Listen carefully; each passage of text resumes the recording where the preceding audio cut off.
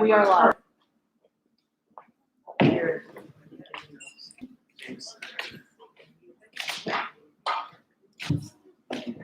whole row in front of us is not. It is.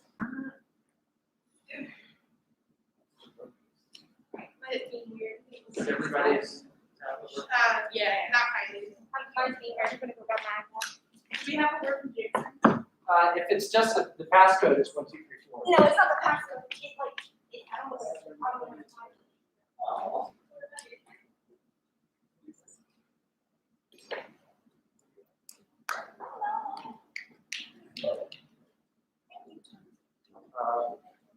You have the same as Jason. He said that being on is good, but he had a personal less than 7.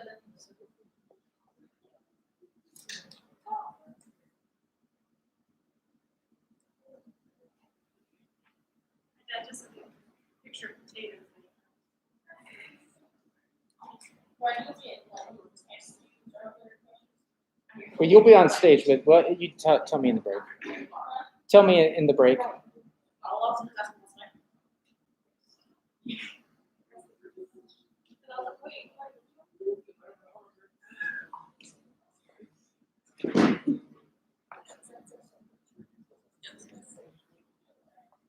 It's the last time that shop that's been empty. It's used this year. Oh, it's been used. It's overflowing. We brought it out. And it's not something. Packed it up. I just want to be sure. After you opened it up. Yeah. Sawdust. Somebody might have done something.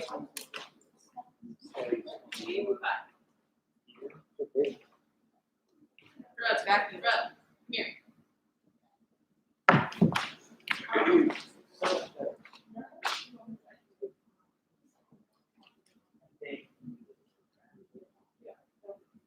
Or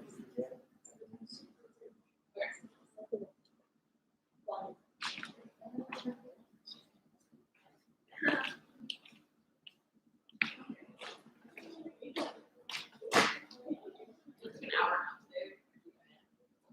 So important. This is all. I typed my Japanese into stuff that I can understand. Yeah, it's like that's not how you pronounce it. And I just write it the way it's pronounced. That's what I did my flashcards for. Yeah. Once I figured out what the numbers sounded like. Yeah, I know. I don't like doing. I'm really glad I got one that I know, understand, and use. My school just love that. There's numbers. That's why I said, oh, there's numbers. Yeah. She goes. My public ancestors are looking down on me and frowning. Hey, oh, a little. Your accent's pretty good though. It could be worse, but this road would be so much better. Oh, But you're fine with that. Yeah, it's not fun. I mean, my accent's only so far. how long have you been working? I mean, considering that you just started working. Yeah. They're friendly faces. I can't see. And Sarah Racing doesn't know, and she It's me. Hi, friends. Oh, it's my house. I was gonna say, it's my other mother. If I'm sure before Hello, y'all. Well, I'm going this way. That's good.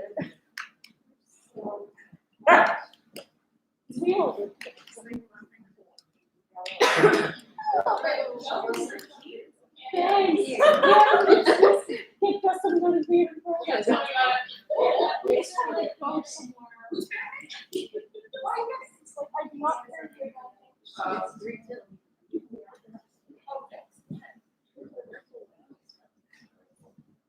But is it personal or is he driving? He's driving. Way too much for choosing the song. Yeah, I know. That's what happened. I having an appointment at 5, that lasts me until 6:50 something. Love that. I snapped in high school. I don't have his phone number. I have Jameson's phone number. Does someone need me to call him? Yes, please. Okay.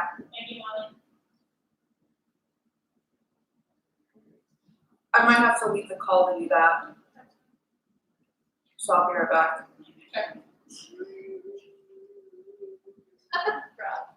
You go. You go. Go ahead.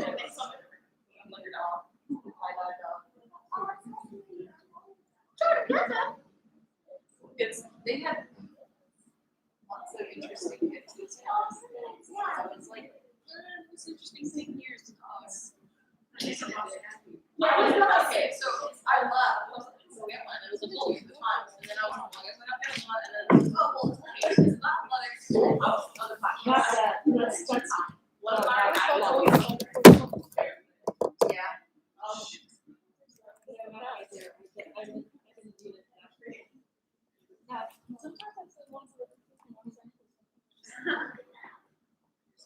This is the key one of those.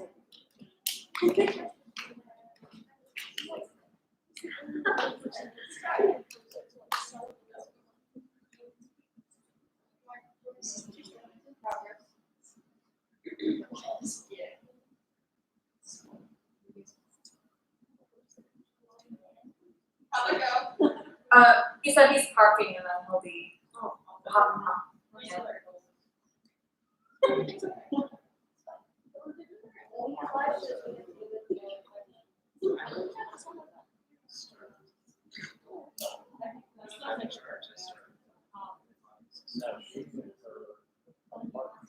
How will they?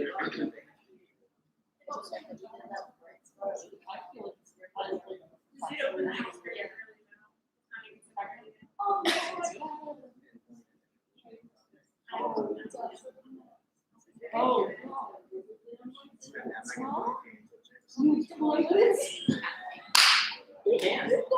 That would be very interesting, Brad. I don't know. You were smart. That is possible.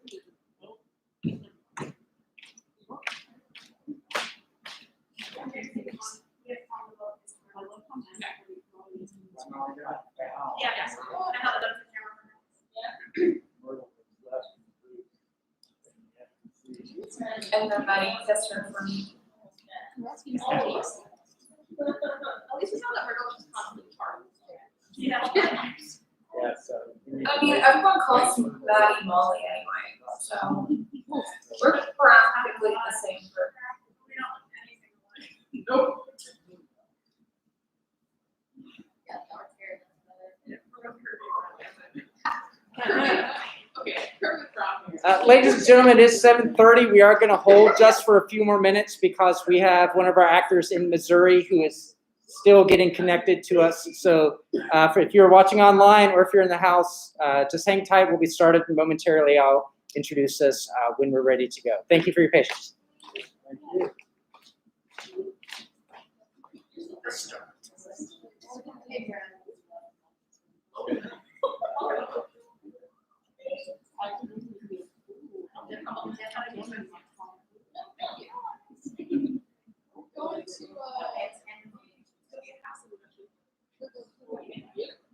So what are you doing now?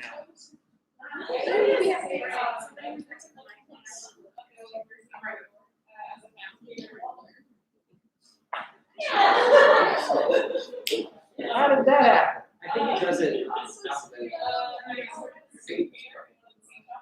Hey, Jason. Hey, all, I'm just. Okay. Make sure to blow her a little kiss.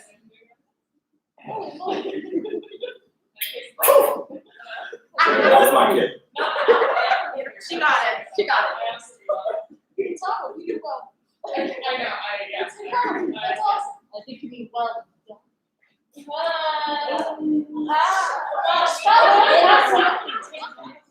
That's a good snack setup, you think? We're gonna sit down and watch like documentaries and write We'll our do. stand-up.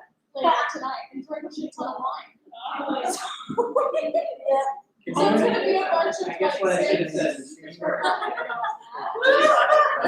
All right, ladies and gentlemen, thank you for your patience. We're glad you are here with us, or that you are here virtually online with us on YouTube through the power of the interwebs. My name is Dr. Bradley Stevenson. I am one of the faculty advisors for tonight's production of Beyond the Grave by Brielle Jobe.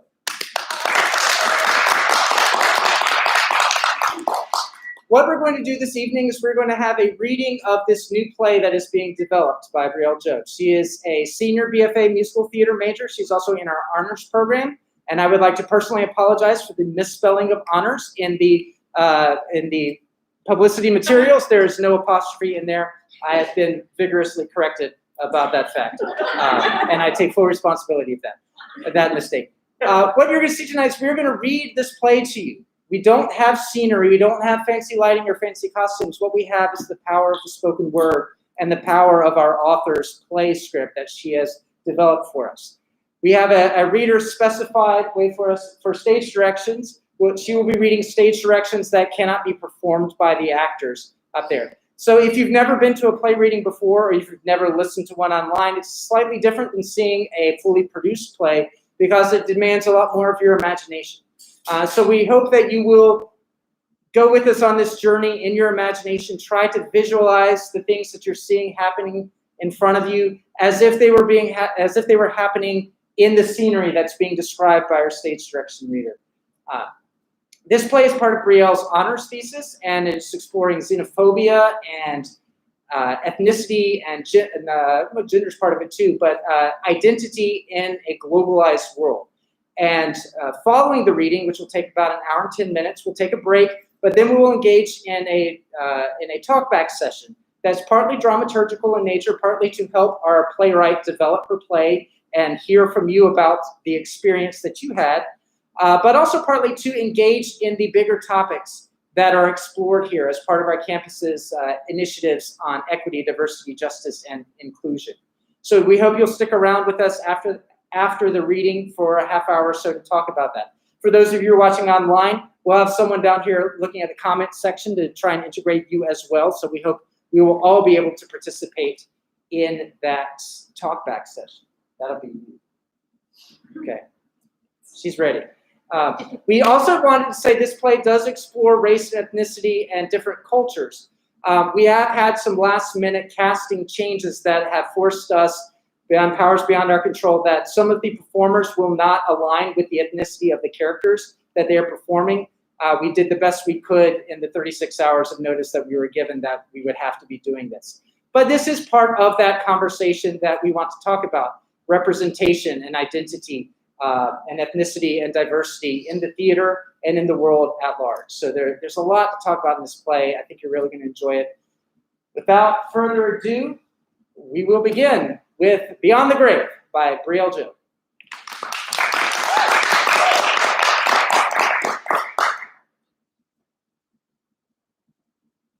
Beyond the Grave by Brielle Jobe. Characters: Sophie, white, speaks only English, upper middle class American Christian, age 16. Hayato, Japanese, speaks Japanese and English, a failing businessman, atheist, age 27. Amruta, Indian, Hindu, speaks Hindi and English, dressed in traditional wedding garb, including elaborate henna on her arms, age 23. Beatrice, Cuban, speaks Spanish and English, practices Santeria, carrying her entire life in a backpack. A tattoo of a Cuban flag is on her right wrist, age 22. Dalil, Iraqi, Muslim, speaks Arabic and English, family-oriented young man, age 24.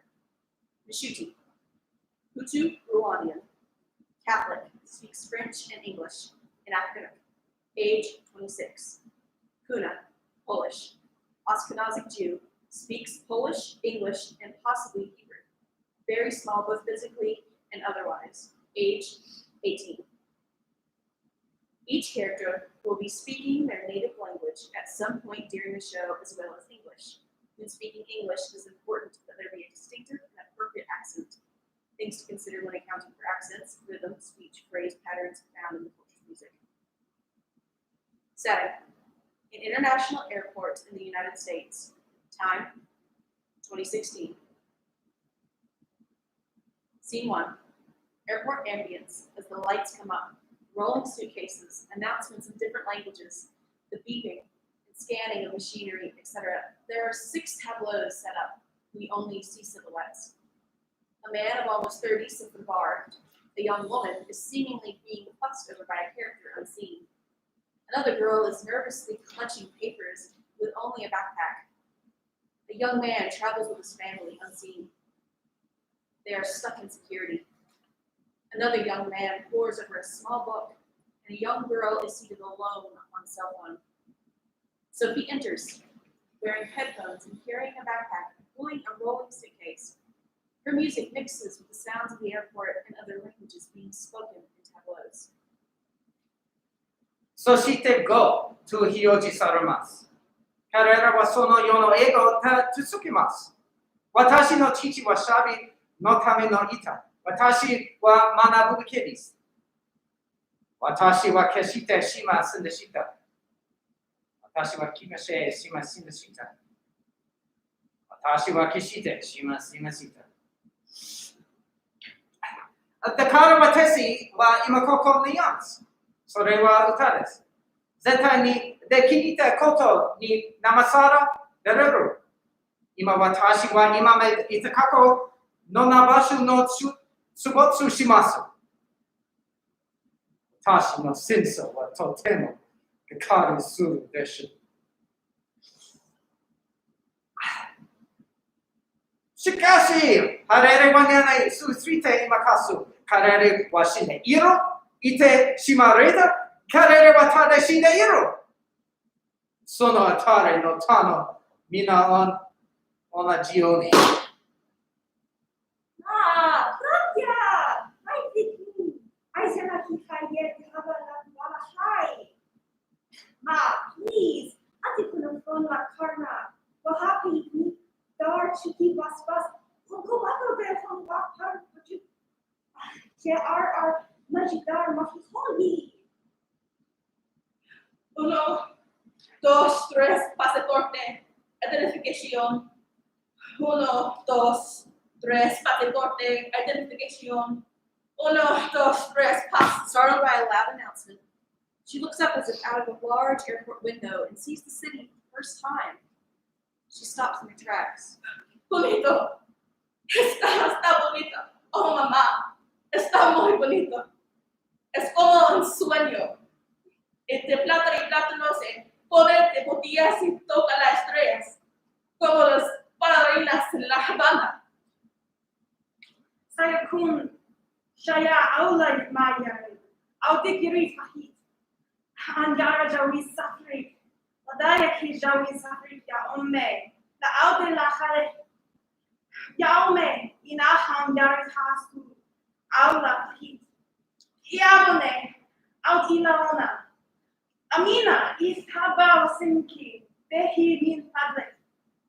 Ya omma. Laba asaat hab. La tahahi. Min abwas sadhamhi. Una mau havante. Hawa mau amina. Cela n'est pas être vrai, n'est-ce pas? Pourquoi n'ai-je pas fait plus attention quand il couvrait le temps? I have lost my boarding pass. I need it still? J'aurais aimé que la professeure n'ait pas tout parti. Anglais de Mazamaka est tellement meilleur pour ça. Oh, excuse me, ma'am. Tak właśnie jak wyszukałem. Nie. Czekam na wyszafnie samolot do Nowego Roku. Tak, wiem swój mam adres. Tak, mam, so piękno. Nie, powiedziałam mu, że nie musi. Wyjątnie, ojnowaje, a matryka dla Rosa? Proszę, mama. Tak, wiem. Cześć, papa. Nie, chciałem. Tak, papa. Przepraszam, papa. Tak to prawda. Jestem po prostu nerwowy. Szkoda, że nie przyszedłeś. Po prostu wszystko jest takie nowe. Nie wiem, czy się mną są też podoba. Piąta, szczęśliwe są w domu. Tak, papa. Tak, mama. Kocham się. Tak, żądam twojego twarz. Do widzenia. By this time, Sophie has made it across the stage to her gate. She removes her headphones and pulls out the boarding pass to a woman over a counter we don't see. Then, all of a sudden, there is a loud hiss and a large explosion. What on earth was that? We hear a crack and suddenly the ceiling is falling in. Everyone on stage, including those in tableau, are shaken. They cry out in quick succession as the roof and the walls begin caving in. Watashi wa kiri naru misu. Ma, please! Santa María, Madre de Dios, las bailarinas se están cayendo. Anakadimi lagadi. Notre Père, qui a ce sou, que ton nom soit sanctifié, que ton règne vienne, que ton volonté soit faite, sur terre comme au ciel. O drogi konia, niech ga biądzie, peśnia i pozorę mu wyjaśnią mi obsie jego boku. Dear There's a God. flash of light. Scene 2. Emerta, Beatrice, Hayato, Delil, Nishuti, Kuna, and Sophie are all downstage, getting up after being crushed by a collapsed building. They all speak in English. What the hell was that? I have no idea. How did we survive that? Good luck, my friend. Mom? Father? The blast must have taken out the towers. The phone isn't working either. Mother! Oh, you're all right. Mother? Are you all right? Look, my Hannah still looks fine. See, Mother? Her mother remains unseen, but it's indicated by Emerta that her mother cannot see her. She tries unsuccessfully to get her attention. Something else catches Emerta's eyes. Delil's mother.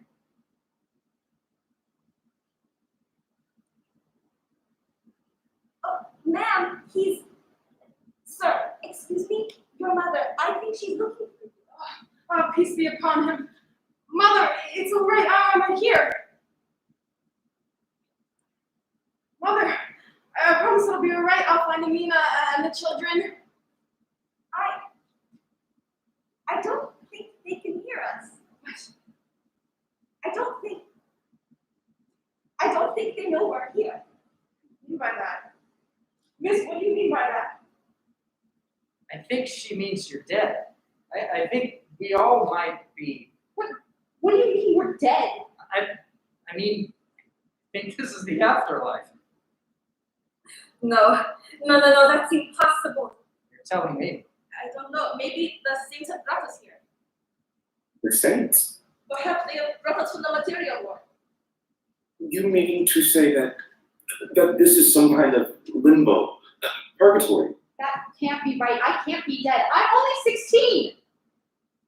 Death has no age requirement. But I can't be here. I have to go home. My family, they need me. I have to go home. If this really is the afterlife, that's going to be hard to do. But you don't understand. If I am here, how will I be buried? Oh, my family will have no grave on which to place stones. My family will never know what happened to me. I will be adrift forever. So what? Does that make this heaven? I don't think so, my friend. This doesn't make any sense. Do you suppose we're stuck somewhere? In between lifetimes? Perhaps the judgment day has come. That can't be right. Expected more dead relatives? Well, I don't know any of you people. Maybe you were meant to. Maybe we were all meant to. Maybe this is all just some kind of magical act of faith. In the name of Allah, I humble myself to you, O Father. I am ready for your judgment. If this was meant to happen, then what are we supposed to do? How do we hold up our end of the bargain? Bargain? You can't bargain for the dead. If you could, the world would look very different. God is asking something of us. What? I don't know. Being in purgatory is supposed to mean you have unfinished business or something, right? Yes, sort of. You can linger on earth with the spirits. This is not how this was supposed to go. What I want to know is how did we all die in the first place? All I remember is handing my passport to the lady and hearing some kind of loud explosion. I too heard that sound. Loud, like a gun. Like a bomb. Yeah. Like a bomb. You don't really think someone did this on purpose, do you? Why not? Happens all the time. I've been in plenty of places that have received bomb threats. School, baseball games, the mall. But surely this wasn't an act of malice or violence in such a way. I don't know. An international airport's not a bad target if you don't care about pedestrians. Or if you do. What do you mean? I mean, look around. You've got a collection of how many different citizens from how many different countries? If this was an attack, it was meant to be a loud one. You mean whoever did this didn't care about a strategic target? They wanted to hurt a lot of people. A lot of different people. Exactly. And what better place to do it than in an international hub? People always coming and people always going. Terrorist attack. Well, were you terrified? You think we're the only ones who died? Or are we the only ones who are stuck? Amina. Are you alright? Amina, my sister. She had just gone after my younger brother and the other two. They were with my mother. Oh, but your mother is alive. We saw her. Yes. Yes, you're right. This is the judgment day. Perhaps they're all okay. I was supposed to be there for them. My parents, they don't speak much English, so I translate for them. I'm sure your family will remember you, always. I pray they forgive me. God will surely forgive you, my friend. Okay, that's real nice, but I think we're ignoring what's important here. We're dead and have no idea who killed us. There are worse fates. What? No, I can't be dead, okay? I can't be. This place, it doesn't feel like death. I think I know what you mean. And of course it doesn't feel like death. It's death. It's nothing. This doesn't feel like nothing. Besides, death certainly doesn't feel like nothing. No, it doesn't. I agree. But what can we do? Where can we go? I'm going to find my parents. Not by yourself. Please, let one of us go with you. She's already dead. What could happen? I don't think it would matter if you do find them. What are you talking about? My mother, she couldn't see me. She couldn't hear me. She couldn't feel me. His as well, right? I'm afraid she's right. If we are all dead and you're all in some kind of transcendence, I don't think you should leave alone. I think it is perfectly fine for her to leave it alone. I did. So did I, but that doesn't mean I wouldn't want to see my family again. As did I. Please, miss, let one of us go with you. Fine, okay? Sophie begins to exit but stops, almost as if there's something tugging her backwards. She struggles, but she can't seem to go that way. She tries looking off the other stage. She can't. Change your mind? No, I'm stuck. I can't go any further. What do you mean? It's almost like I'm being pulled back, like a magnet. Maybe your spirit has attached itself to something. Beatrice looks around, as do the others. The shooter's gaze lands on a large kiosk built in a structural pillar upstage. Then the shooter tries to venture away to where Sophie still stands. He is pulled as well. Look! I think if we've been bound to something, it's that over there.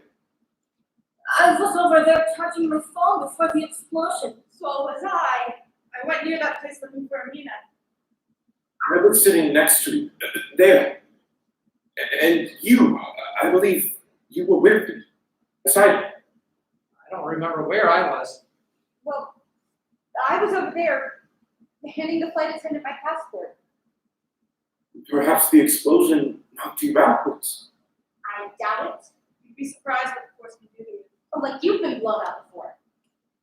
You may not have been near when the bomb first went off, but I do believe it's possible you were thrown back towards the rest of us. This is insane. I'm not supposed to be dead. Everyone is meant to die. I'm 16. I've never even driven a car. She's so scared. In any case, what are we supposed to do? Our souls condemned to wait here forever? Why has the cycle stopped? Perhaps that's why we're still here. Because we don't know. We don't even know what it is we don't know. How do you mean? We need to figure out the truth about what happened. I agree. But where do we even start? Well, why would someone want to kill so many people? What kind of message were they trying to send? Are you kidding me right now? This is ridiculous. You know that, right? If we're all dead, there's nothing we can do now. Isn't there supposed to be some angel, right? Like Gabriel blows his horn and some crap and we all go home to God? I don't think this is heaven, if that's what you're implying. I agree with. I'm sorry, I don't know your name. Beatrice. I agree with Beatrice. I believe we're in some level of purgatory. What does that mean, though? Nothing. It means we're damned and there's nothing we can do about No, it means we are not yet clean, not yet ready to be welcomed into the kingdom of God. Perhaps we are still waiting for the judgment day now. it. I don't understand. No one does. They just think because they're adults, they know everything. Look, kid, none of you are adults. And I clearly don't know everything. I think everyone is just scared. I'm not scared. I'm just not an idiot. We're dead. That's it. That's all there is to it. We can't change what we did while we were alive, so we're stuck with the punishment now. I don't believe that's true. Oh, right, because you think this is what, some kind of pit stop to heaven? Give me a break. No one knows what to do. Please, let's all just take a breath. You are all That's enough! All of you. You. What's your name, little girl? Call me a little girl. What's your name? Sophie. Come with me a minute, Sophie. C3. Grab yourself by the arm. Come on. Come on, kid, let me tell you something. Don't touch me. Fine, sure. What do you care anyway? We're making a scene, kid. What are you talking about? Look, I know. You're the kind of kid who doesn't want anyone to tell them what to do. The kind of kid who wants to do the things her way. Don't know me. Am I wrong? Oh, I suppose you think I'm some stupid, spoiled American rat. That's not what I said. Am I wrong? Look, kid, I'm trying to help you out here. What were you even doing in America if you hate it so much? Business. What kind of business? Adult stuff, okay, kid? I'm 16. And how's that going for you? What do you mean? You do well in school? Yes. Your parents are real proud, I bet. Huh? I guess. You guess? I don't know. I've never really asked, I guess. Huh. And they are. How do you know that? Because you'd know if they weren't. What does that mean? You really ask a lot of questions, you know that? Geez, sorry. Hey, I wanted it to be the death of me. What? More questions, see? No. What did you say? English was the one thing I could never get right. My father told me I should learn for business, but I never did. I never did. What are you talking about? I never learned. Not like you in Japanese, little smartass. What? What? I don't speak Japanese. Oh, ha! You're speaking it right now, genius. No. We're speaking English. What? Now who's asking the question? No, wait. You're not speaking Japanese? No, weren't you listening? This place really is strange. What? Guess death doesn't have a language barrier. You think because Only explanation. I never learned a word of English.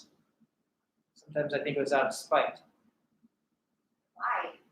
Keep climbing. That was kind of my father's motto. I don't get it. Keep going, keep advancing, keep moving upward.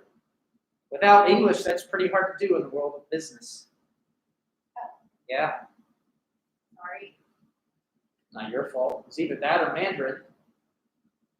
So what did you mean?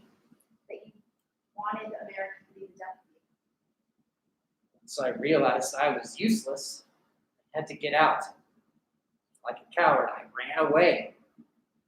I rent some cheap hotel in a big city, all alone. That's where I do it. What? End my life. What? I was planning to take my own life. Guess I got what I wanted, huh? I have nothing to offer the land of the living. Isn't that like a super big deal? Killing yourself? Yeah, I'd say so. No, I mean, isn't that like some samurai thing? No, kid. When samurai kill themselves, it's because they'd rather die by their own hands than that of their enemy. It's noble. It's honorable. Mine would have been a coward's death. Why? Because I'm a bloody coward. There's still more to live for. You don't get it. My life had run out of meaning. The world didn't fail me. I failed the world. Your life was a gift from God. Why would you throw that away? A gift? Is it a gift to lie awake at night waiting for your family to call?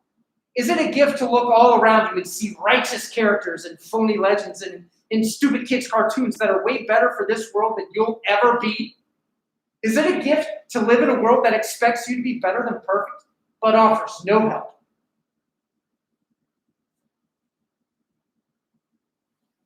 Now, there's a show on when I was a kid.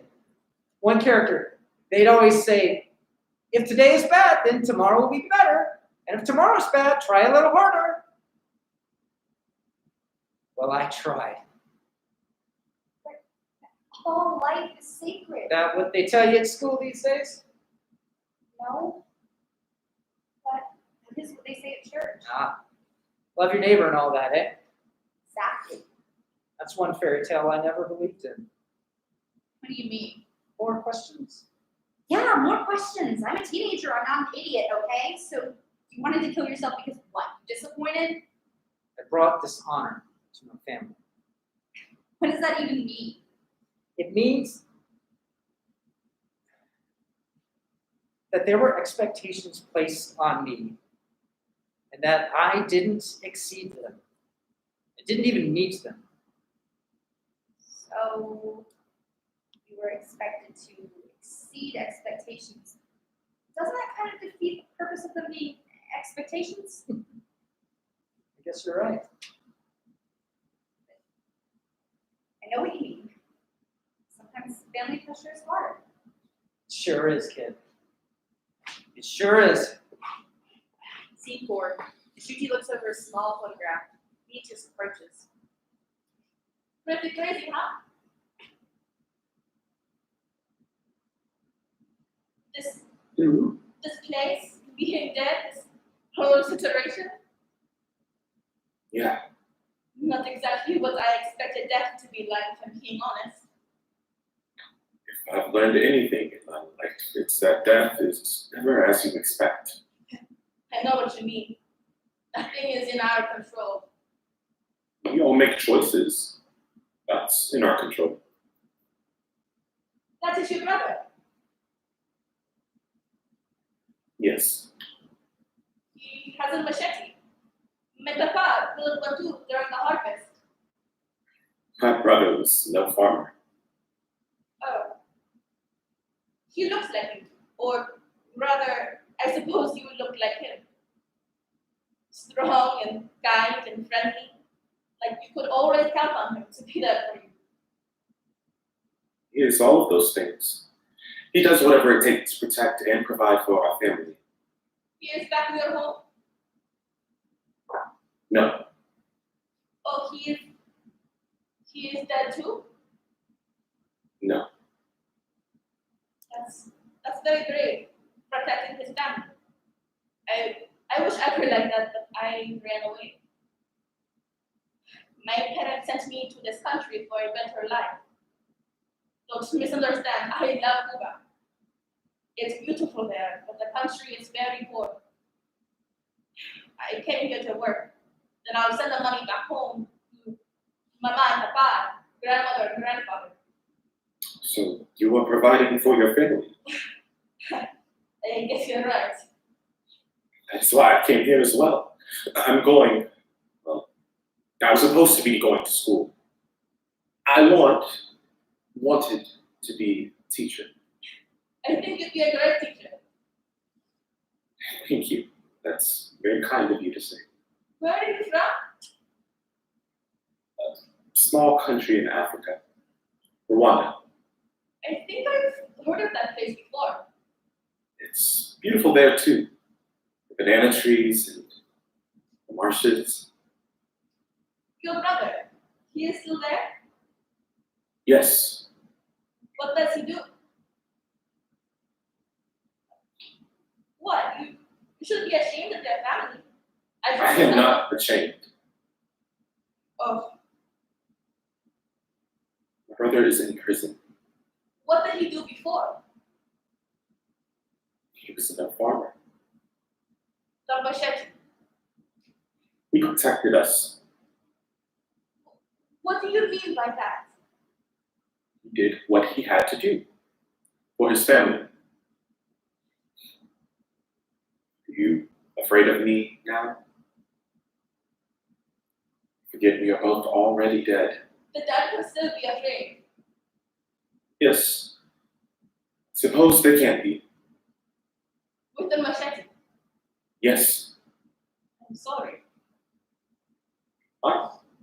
Your brother was, he was, I thought you said you shouldn't be ashamed of your family. Ah, I see.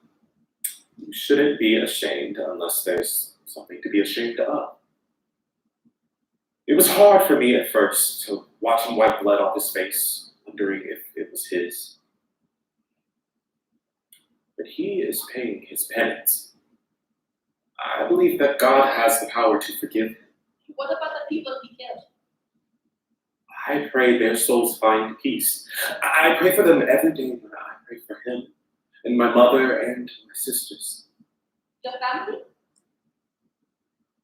My family. Can I pray with you? Shuti nods and Beatrice sits back down beside him. Shuti produces a rosary and crosses himself. They both bow their heads in prayer. Scene 5. Ilil is scrubbing his hands and face with dust from debris while seated on a prayer rug. Una looks at her phone, scrolling through pictures of her family, and Muto looks after where Hayato and Sophie went with a melancholy look. Which way do you suppose is east? East. Back towards Mecca. Home. I'm not sure. This place feels so heavy and light at the same time. I know that. I certainly feel happy. How do you think she lost her parents? What? That little girl. So, she got stuck in the glass with the rest of us, but her parents aren't here. We're all separated. But we saw our mothers, our families. Hers are nowhere in sight. She could have been traveling by herself. No. She went to look for them. What's bothering you about it? Why would her parents let her out of their sight? And when she's so young. When I was that age, I was all but attached to my mother's side. She's not that young. Suppose things are different here. I can't imagine being without my mother. Could it? But sometimes it's time to leave home. Like you did? Yes. I have a family of my own. Mama and Papa are nearby, but I carry on their traditions in my own home now. She's just so young. I think that none of us are much older. I know I'm older. Mother was so relieved that a match had finally been made. Yeah, I know what you mean. My sister wasn't even allowed introductions until I was matched. I have not found a wife yet. It intimidates me, to be honest. All I've ever known is my family, my parents, my brothers, my sister. I'm the oldest of 5, and I worry about my siblings when I leave home. As do I.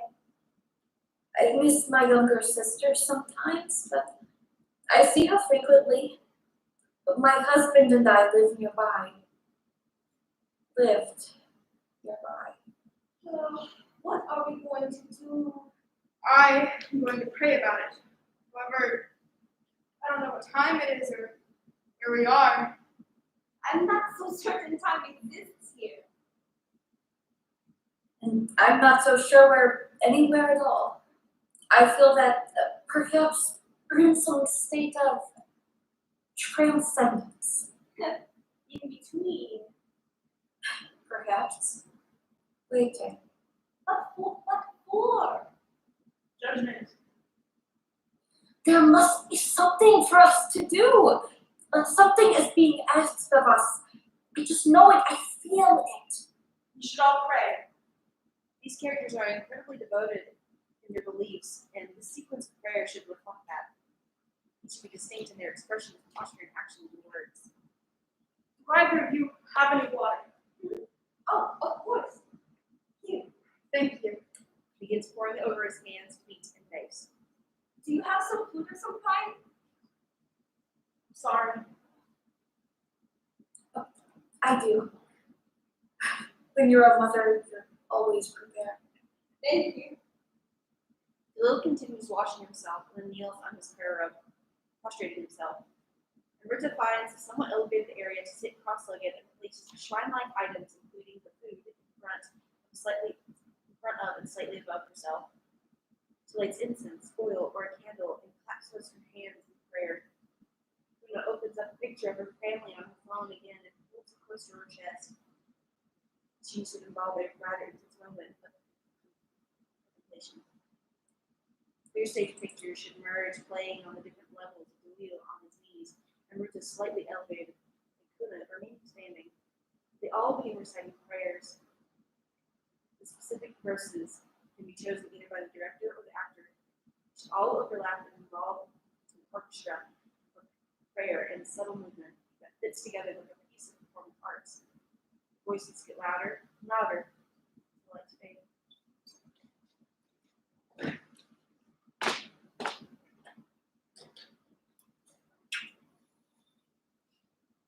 It's hard enough to be a teenager, and it's even harder to be a rebel when every rebel you've ever heard of was way more important than you.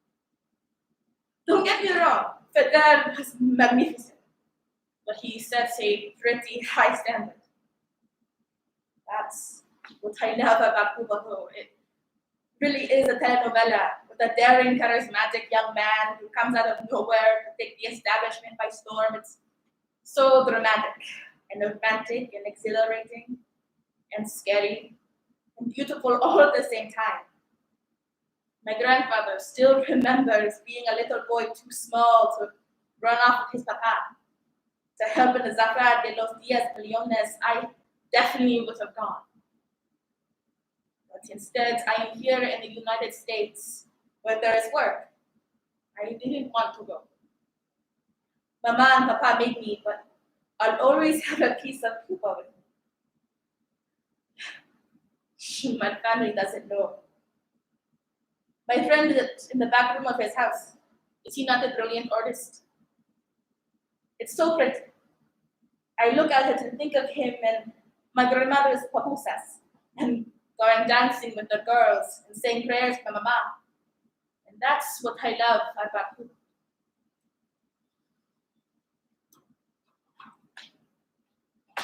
I don't like traveling, especially away from my husband and family. I feel like my people work so hard for a home. It's disrespectful to leave them when I have.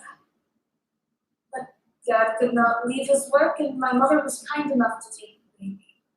So they sent me to mourn with Father's family. I was the only child old enough to remember that side. I liked them well enough, but I don't know. They are family, and when Siotka passed, they needed all the help they could get, particularly with all the young children in the house. It's important to be there for your family. They are always there for you. Everyone who lives in our neighborhood, we are all Jewish. We have lots of large gatherings, especially for the holidays. My favorite is Sukkot. Everyone meets at the end of the street where we all put up one big sukkah tent. There's so much food. We all think about how grateful we are for the home we have now.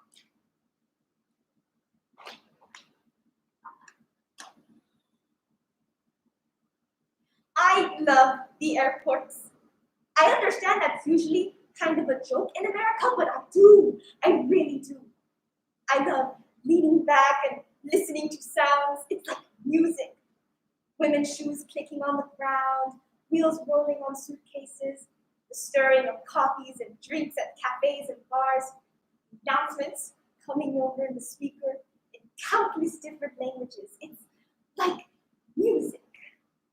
It reminds me of India in that way. It reminds me of home. People are always moving, talking, humming. It's like music. Makes me want to come along with them. I live with my grandparents and my parents and sisters. Everyone is always together, and that's what Hinduism teaches us. We are all one and connected. There is always music in the house. Hindi sounds like music, I think. Soon, I was supposed to live with my husband. It's important I make a good match for my family. Haven't met him in person, but we video call a lot, with my father's supervision, of course, or my grandfather's. But he's very kind and works in medicine, research mostly. He came to the United States to study and to work.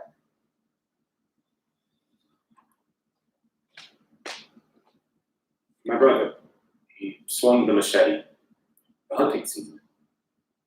I remember my mother and sisters bringing the red from the shirts. Sometimes things so much it stained the cloth almost to pink. Color he would wear later. I don't remember much of that spring. I remember one day everything was normal. Then the next it was all different. Mazimpaka's teacher left with the rest of the embassy. Others tried to leave too. None made it very far. Mazimpaka was fast. He doesn't regret the things he did. Not really. He did it for us, for my mother and my sisters, and for me. I don't know if they'll forgive him, the ones who met his blade. But he sought forgiveness from the Father, and he granted it. At least I believe so. Things are never black and white. Things are never certain. Evil can poison you, but good is always pure.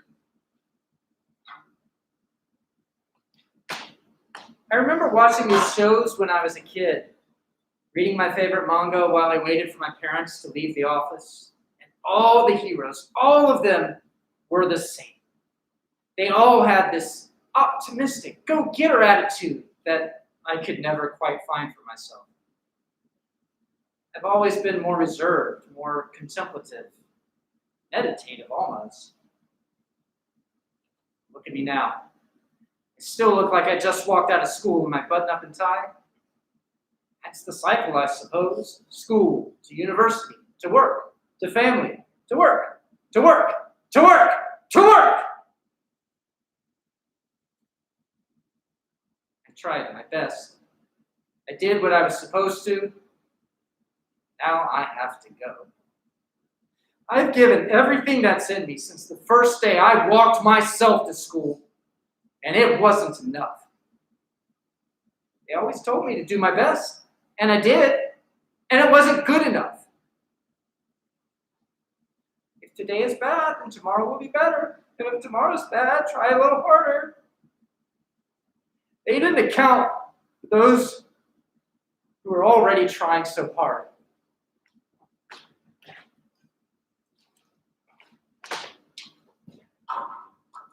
I didn't want to come here. I didn't want to come to America.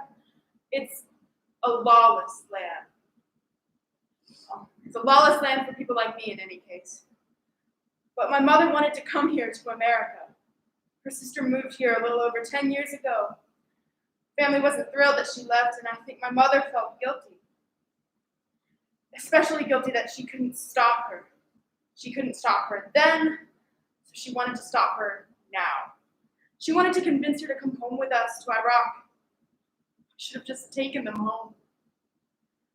I had never flown before we came here. I had never left Iraq. I didn't want to leave. Father was never going to let Mom travel by herself.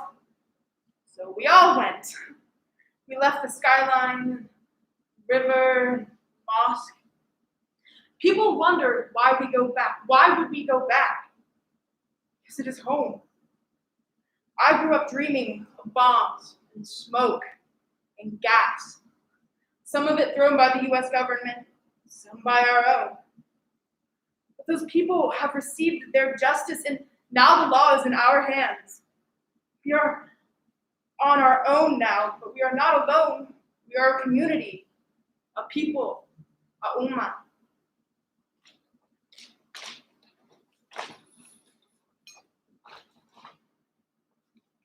Dear God, how did I get here? I mean, where's the pearly gates? Where's Gabriel? Where are you? I don't understand how I got here or why I'm here. I know I wasn't perfect, but isn't that what forgiveness is for? But I'm stuck here now and I don't know how to get out. Please just tell me what to do. And who are all these people? I've never met them before. I've never even seen them before, so why am I stuck here with them? What did they have to do with me? We begin to hear the other characters reciting their monologues, but in their native language. Translations can be found here. God, help me to understand what I did wrong. Where did I stray from your light? I followed your teachings and I planned to dedicate my life to your service in the church. I promise I will. I already teach Bible study and lead worship. I just don't understand how I ended up here now. I followed all of your rules and I did what I was supposed to do. The voices of the other characters are getting louder. Dear God, I can't figure this out without you. Please just send me a message or a sign, something to let me know you're listening. To let me know I haven't been lost, that you haven't forgotten about me in this place with these people. The voices stop. These people. People. Scene 6. Sophie sits center stage, staring into the abyss that is the audience. Maybe her eyes start back and forth in some kind of mental calculation and processing. The other characters are all present. They're talking inaudibly amongst themselves. They're looking concerned at Sophie, who hasn't moved in quite a while. The playing space has shrunk. Listen in. Kid, you're looking a little like one of those news robots. Okay, you're giving me the creeps, kid. Hey, come on, where's that fire? I don't know. I don't know anything anymore. Teenagers. This is worse than I thought. Come on, you were just telling me like an hour ago, a day ago, a week? Oh. Time's a strange force. You were telling me life's a gift and all that.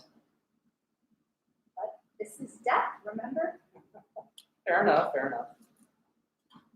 Your mood's sure turned around since whenever that was. Well, sure. Now that I'm dead, who cares, right? Who cares? Yeah, who cares? You don't think it matters at all that all of us, for some reason, have landed ourselves here? It's like 7 of us just stumbled on this, I don't know, this abyss? Do you? You are impossible. Look, I'm just saying, whatever happens now, is anyone really in control of it? We are. You say so, kid. You don't want to, I don't know, get out? Are you suggesting we cheat death? Come on, kid, I watched enough cartoons to know that isn't happening. No, like, no. Yeah. Yes. Cheat that. I don't believe that can be done. Perhaps we can find our guardian angels. They can help us. Our what? You know, your spiritual self, the part of you not found on earth. Well, we are certainly not on Earth. Can't go anywhere.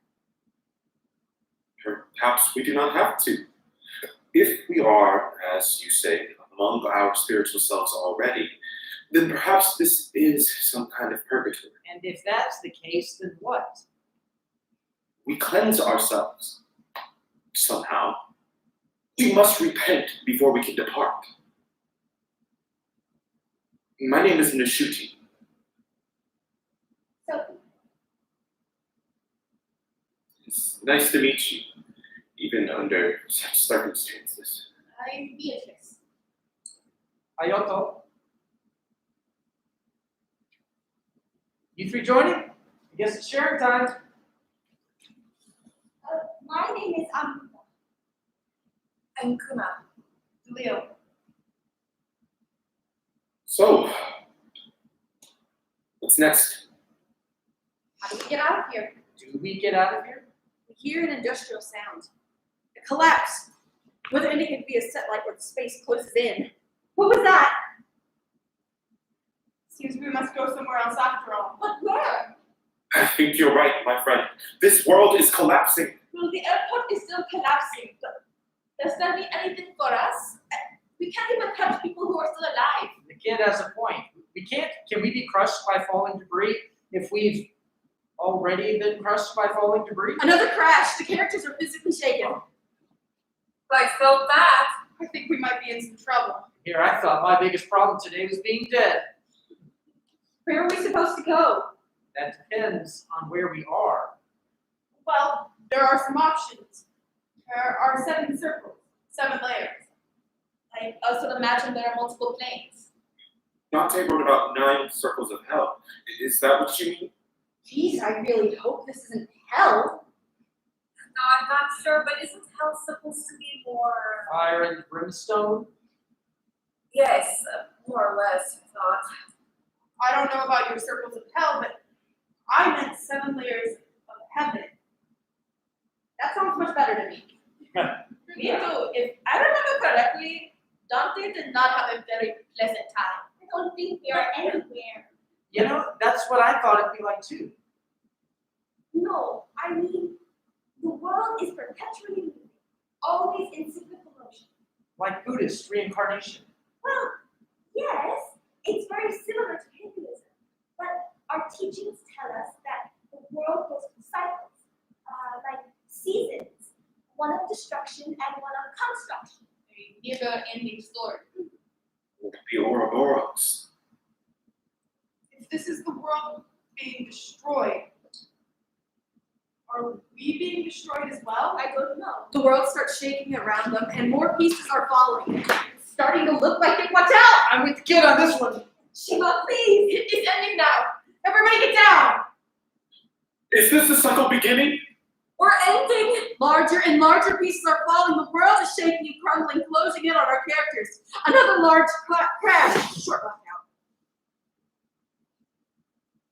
Lights come back up, and the play space is significantly shrunk. Is everyone all right? I think so. I'm okay.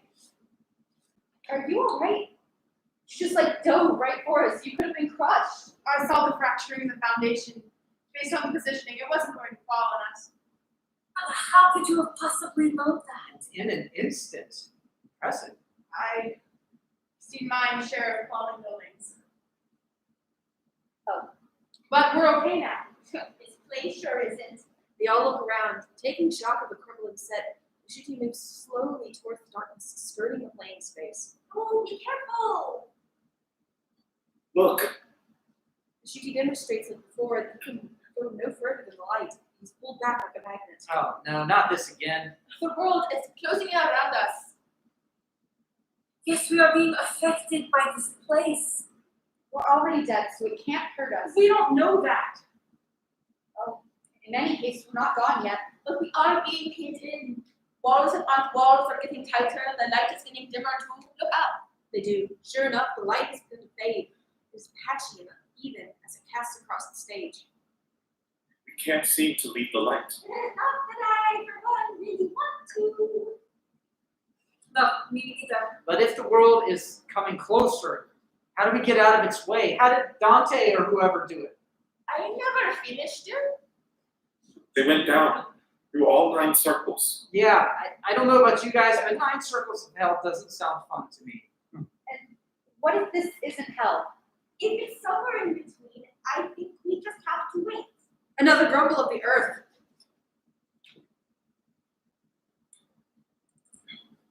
Delil, you think this is heaven? I think it's possible. This doesn't really seem like paradise to me. Has anyone ever tried to get out of heaven? It's not about getting out, but you can ascend. How do you mean? On each level, you are taken to another prophet until finally God. So it's like a caste system after death. I'm not familiar. Every time you die, after following your vocation, you move up around, closer to Brahman, or God, I suppose. He's saying we do it all at once? Say that again. What? Amruta, what did you just say about moving? You move up a ladder of sorts. And Delil, you said ascend. Yes, you were taken up through each layer. And in Dante's version, That's the Inferno, Purgatory, and Ascension. Before Paradiso. I'm not following. I don't exactly see a way out of this. We've all but fallen through the floor, and I'm not seeing any ladder. We can't exactly go look for one, remember? We're stuck, as we are. But that's it. There's only one place we can go from here. Up. Scene 8.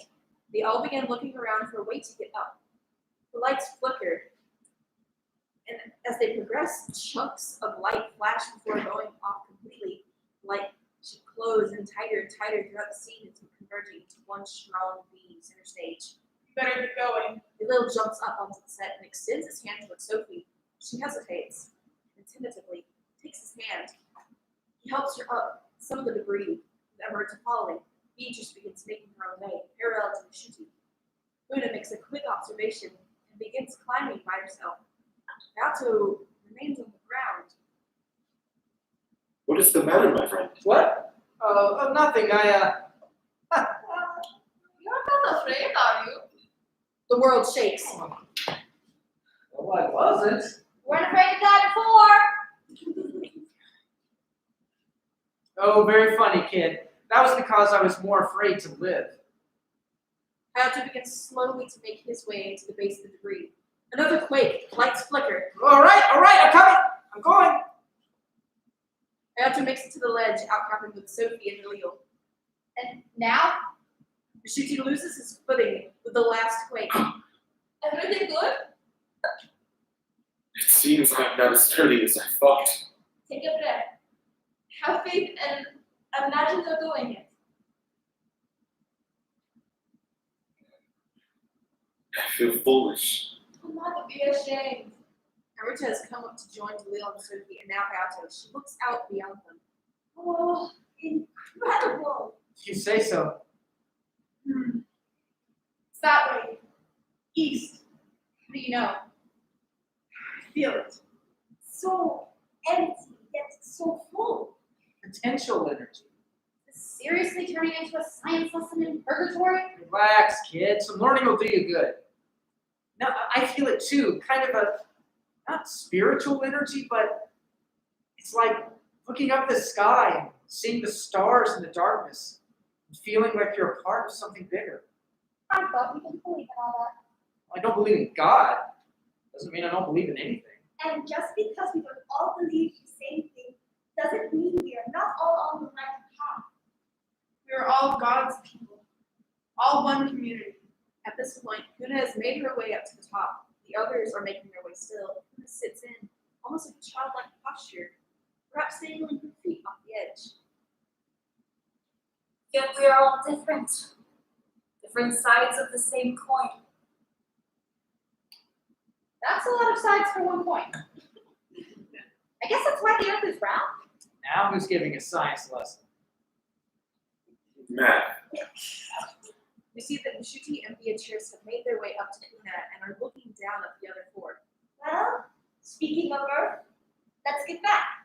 Amrita begins climbing and then takes Sophie's hand, helping her up. Delil and Hayato follow, making sure she doesn't fall. Her characters have now made it to the peak of the debris. The light gets brighter and focuses in on one strong pink center. Scene 9. Sophie stands under the last column of light on stage, staring up at it.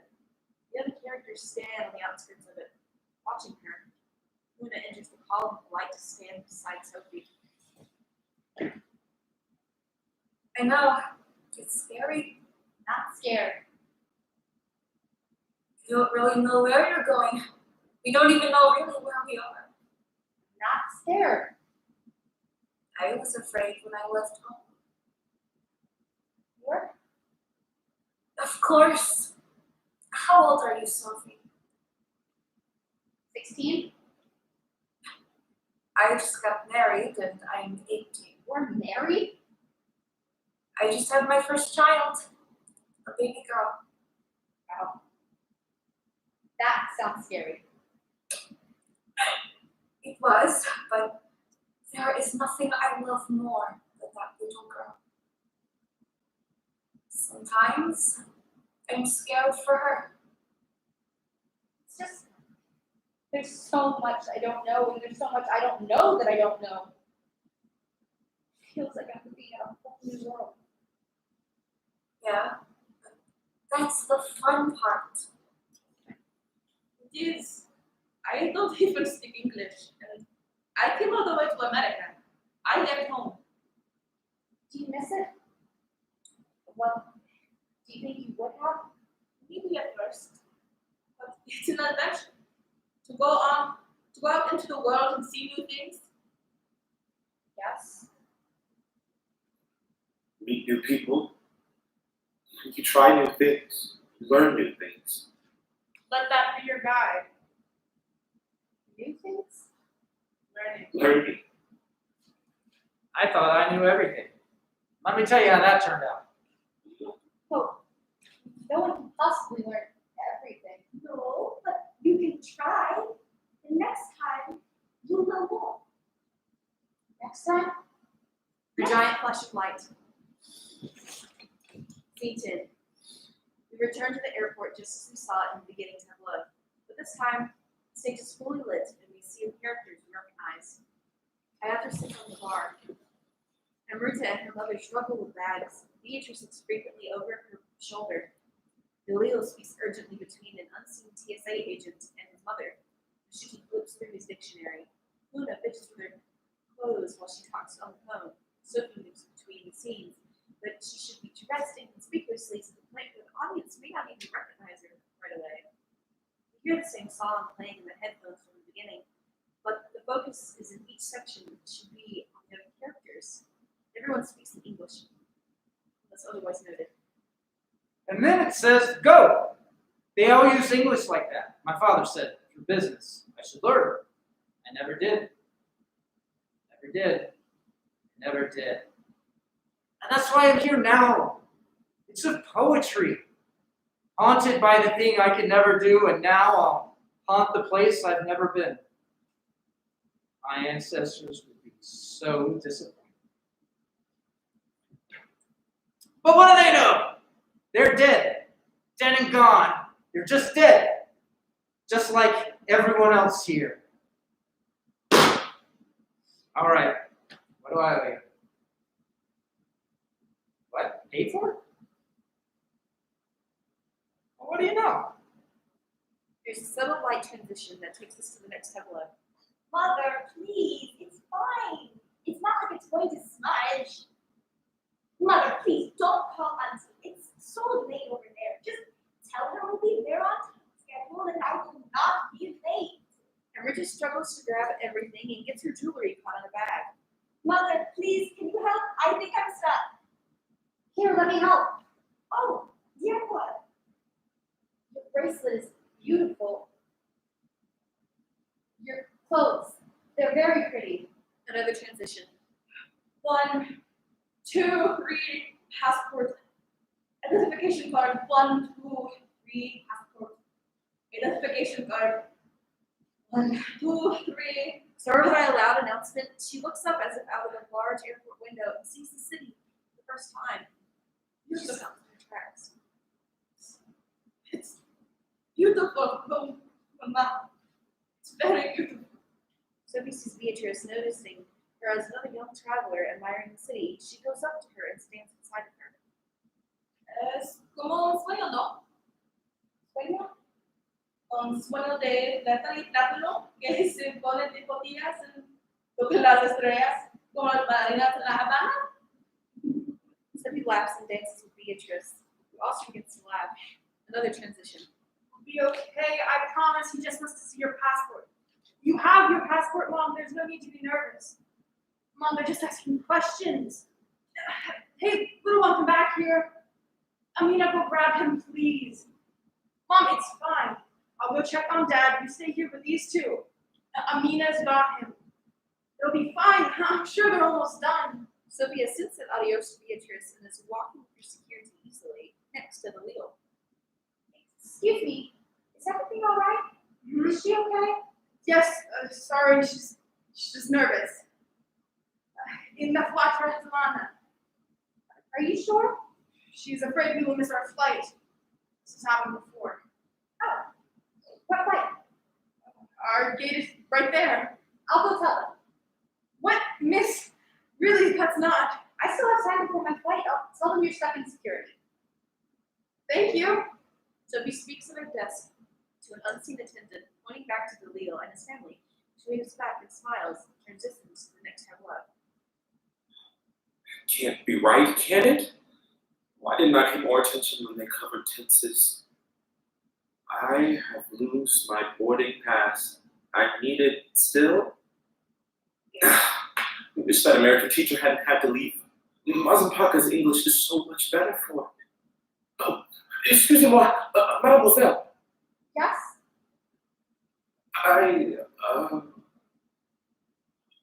My boarding pass, I need it still.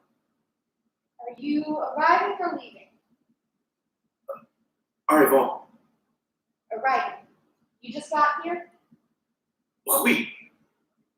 Then no, you don't need your boarding pass anymore. Merci. Sophie nods and keeps walking. She transitions to the next would-be tableau. Yes, I just arrived. No, I'm waiting for the next plane to New York City. Yes, I know Williamsburg. I have the address. Yes, I have the address. No, I told him he didn't have to. Oh, then don't use the matchmaker for Trossa. Sorry, Mother. Yes, I know. Hello, Papa. No, I didn't mean. Yes, Papa. I'm sorry, Papa.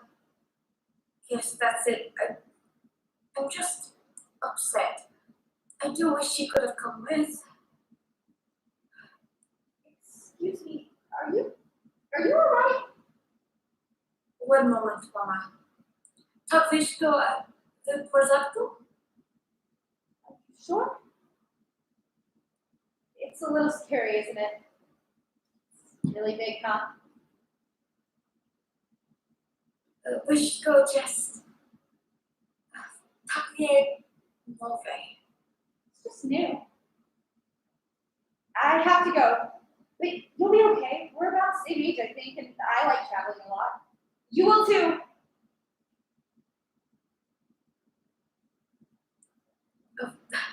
Mama, sorry, it's just everything that's happening is so new. I'll be happy to be home. Yes, Papa.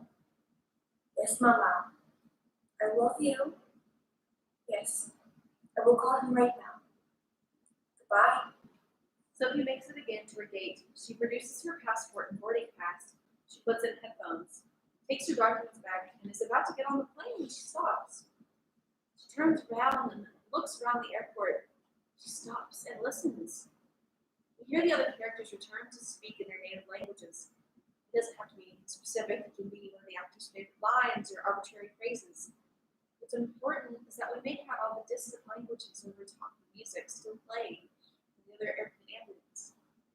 Sophie takes a beat, then sighs against the headphones, placing them back into her pocket.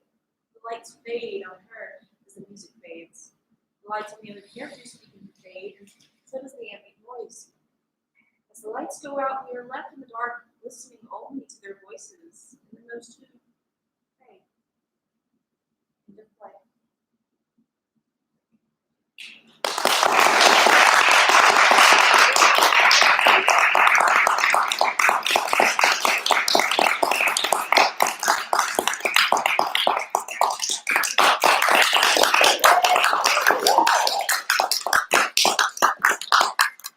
Thank you so much. We'll be taking about a 5-minute stretch break, potty break, and then we'll return to have a discussion of the play. Thank you so much.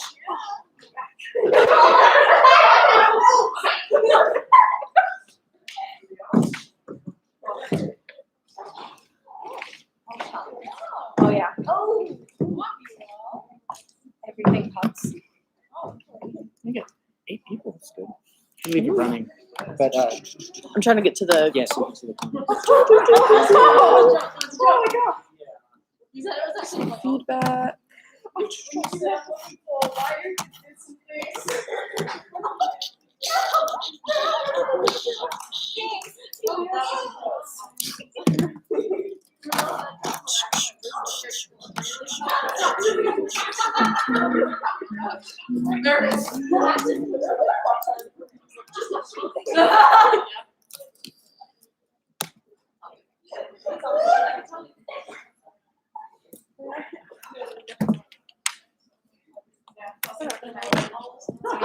Mine's not.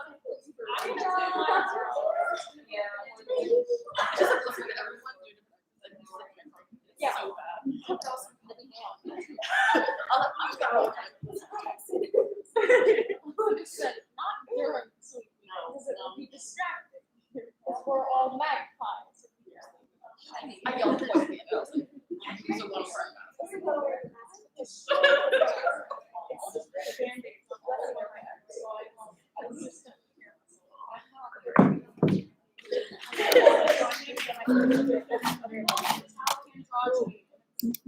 How many people are watching? 8.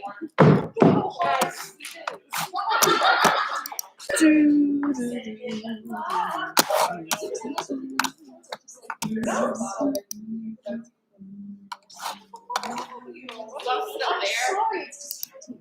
You're distracting.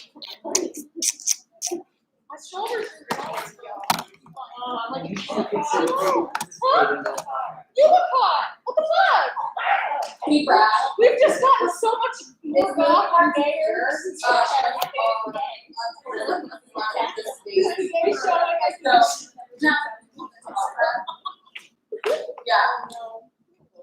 I disrespected the gay community by calling him a straight man. Don't tell him. It's true. It's not my fault. Are you speaking truth to power? Unfortunately, that is like my No, common but name. apparently it's a Fuck it. stereotype. The goth girlfriend, bisexual girlfriend with the gamer guy. The goth girlfriend with the gamer guy. Yeah. That's fair. The more we try to be different, the more we end up being the same. I'm content being a meme. Just I'm be happy yourself. and that's all that matters. You get it, Sarah. Yeah, you know what? I'm just like, if Trying to I'm figure out how to content, get the then chat. it's fine.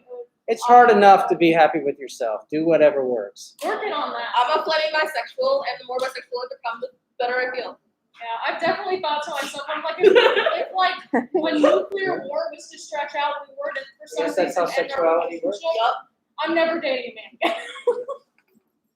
Never. So, once again, that would have to be either literal death Have you or figured out the? The chat? Yeah.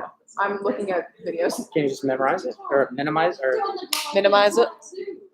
Everybody's like on some so it's not full screen? Brad, Yeah. Yes. our friends who were watching the live, it was really hot to hear. Yeah, I know. Okay, just making sure that the. Thank you.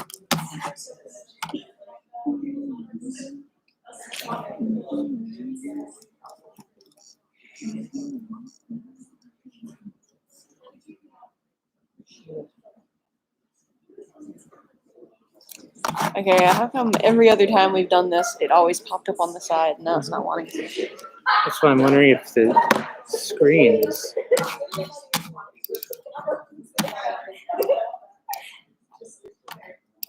I don't know how these. See, I don't want on. I don't want it maximized, and it's not giving me a choice to. Every time I let go, it just goes back. You're wearing Do you know this how shirt. to That's make a shirt that- you wear to every show. How did you do that? And it I cracks clicked me up top. I don't have Mac, so I don't know what. I don't know what it is either. Uh, So it's not gonna let us minimize it. no. It's not an option. Can you see it? That is a funny shirt. You go to the YouTube site there. Yeah, I'm trying.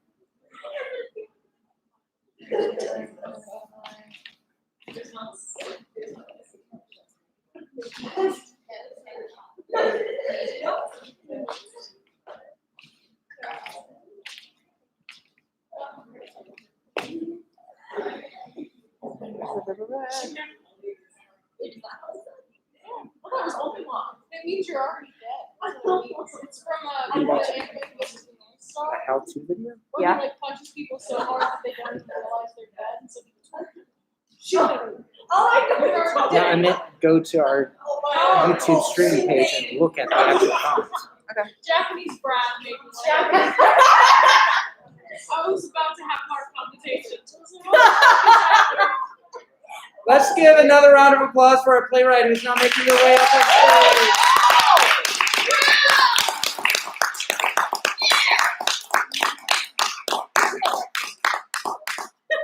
Your fans demand to see you. This is Brielle Job, our playwright. It's on there. Thank you. So at this point, we're going to kind of start a conversation that can go lots of different ways. We're open to all voices here, and we want to hear everyone and everyone that has something to say. We want to foster dialogue. That said, we don't have all the answers. Plays are not very good about giving answers, but they're pretty good about asking questions. And so that's one of the beauties of this art form that those of us who love theater love to participate in. But part of our conversation is going to be asking you, about the play. How did it work? Where were you really into it? Where were you out of it? And part of the conversation will also be bigger pictures, like how does the theme work in your life? Do you see any personal resonances with you? To things like that. Do you have Brielle's got a couple questions, perhaps, to start us out with? All at once? No, just Okay. one at a time. One of the big things that I like about the piece is the foreign language, and so I would be curious on audience reaction of when you didn't understand them, and kind of what the kind of atmosphere that created for you being thrown in, and the first thing you hear is all of these different not English. I'll go first. Yes, One thing I really enjoy when the play does is that they wait until like the last second to kind of explain themselves. So it was the way. I don't know how long it took y'all to put this together, but I was really impressed by 3 the way days. it's incredibly impressive. It was really.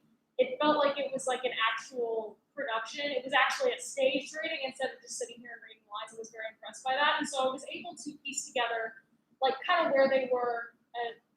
A random thing that I found impressive is that all of the names were memorable. They were all distinctive enough characters where I could tell you all of the names. So yeah, you could kind of piece together where and what was happening, but at the end you actually got that revealed to you, and I thought that was a really cool, nice little bookends. I thought that worked really well.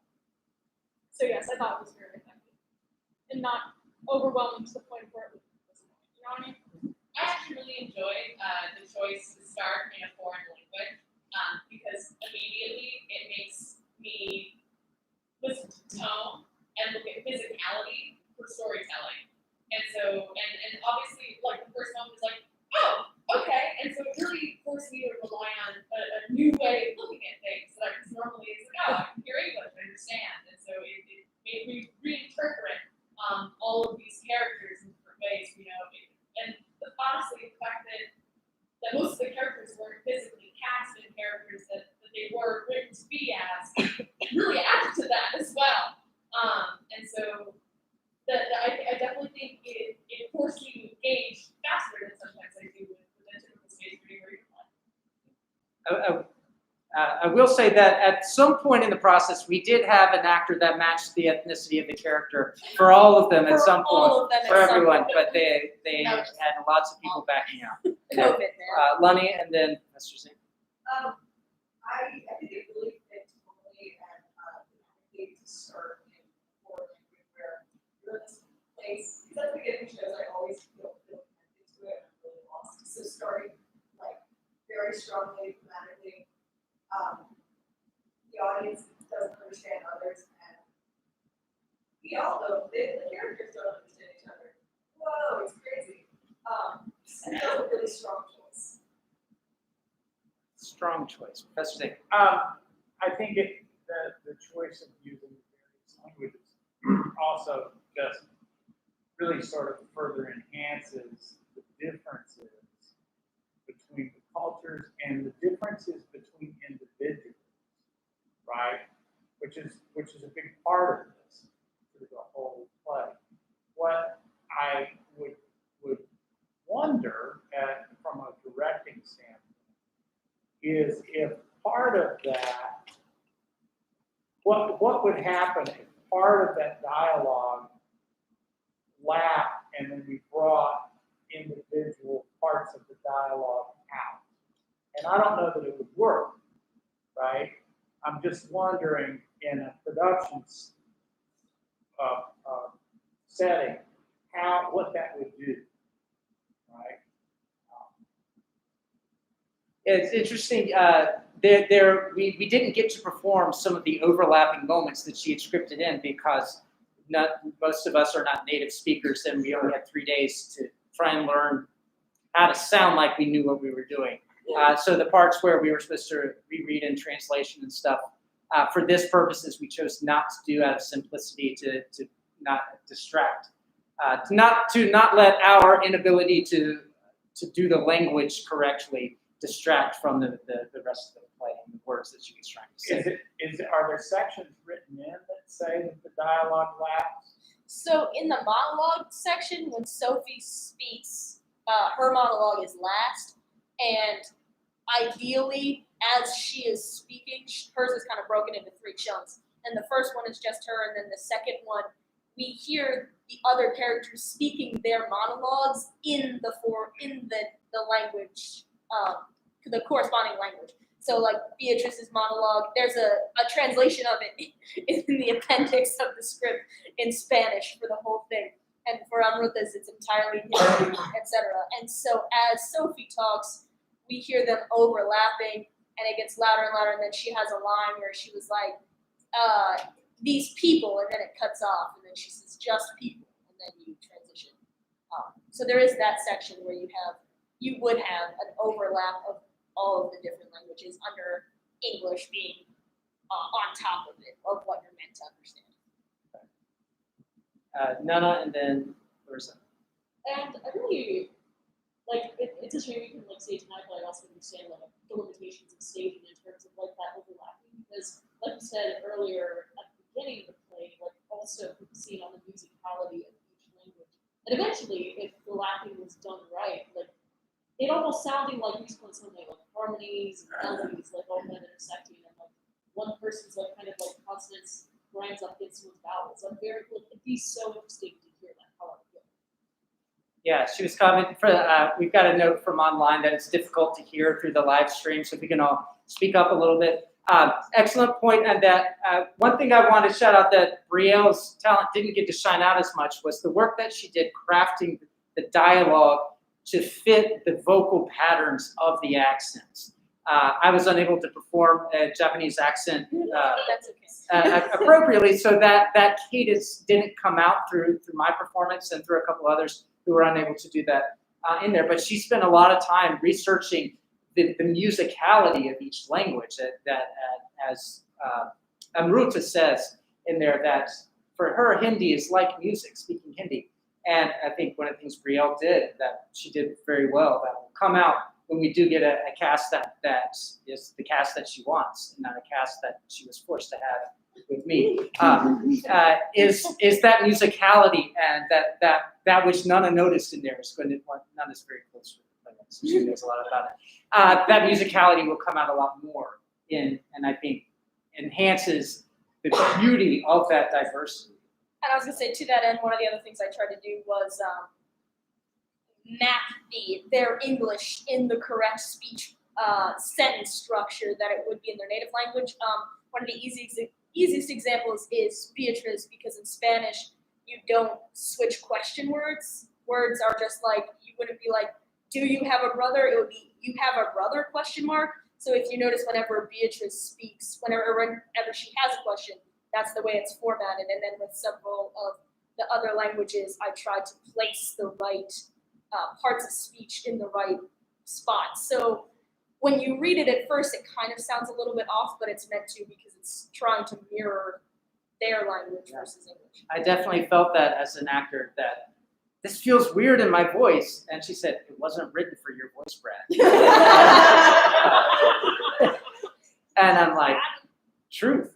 Yeah, okay, so I wrote something early on, and it actually is in your monologue, or not your monologue, that section where you're talking. Yep. Yeah, and we really kind of find out who you really are. Right. And I wondered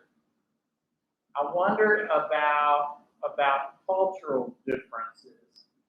I had a couple of thoughts. One is, how the hell did she get all of those cultural differences? How much research, right? Where do you find out? She has a pointer. I mean, You can read her entire thesis if you'd like to know more about it. Right. But where do you find out? I mean, this is a Japanese character who is, in his own mind, a failure, essentially.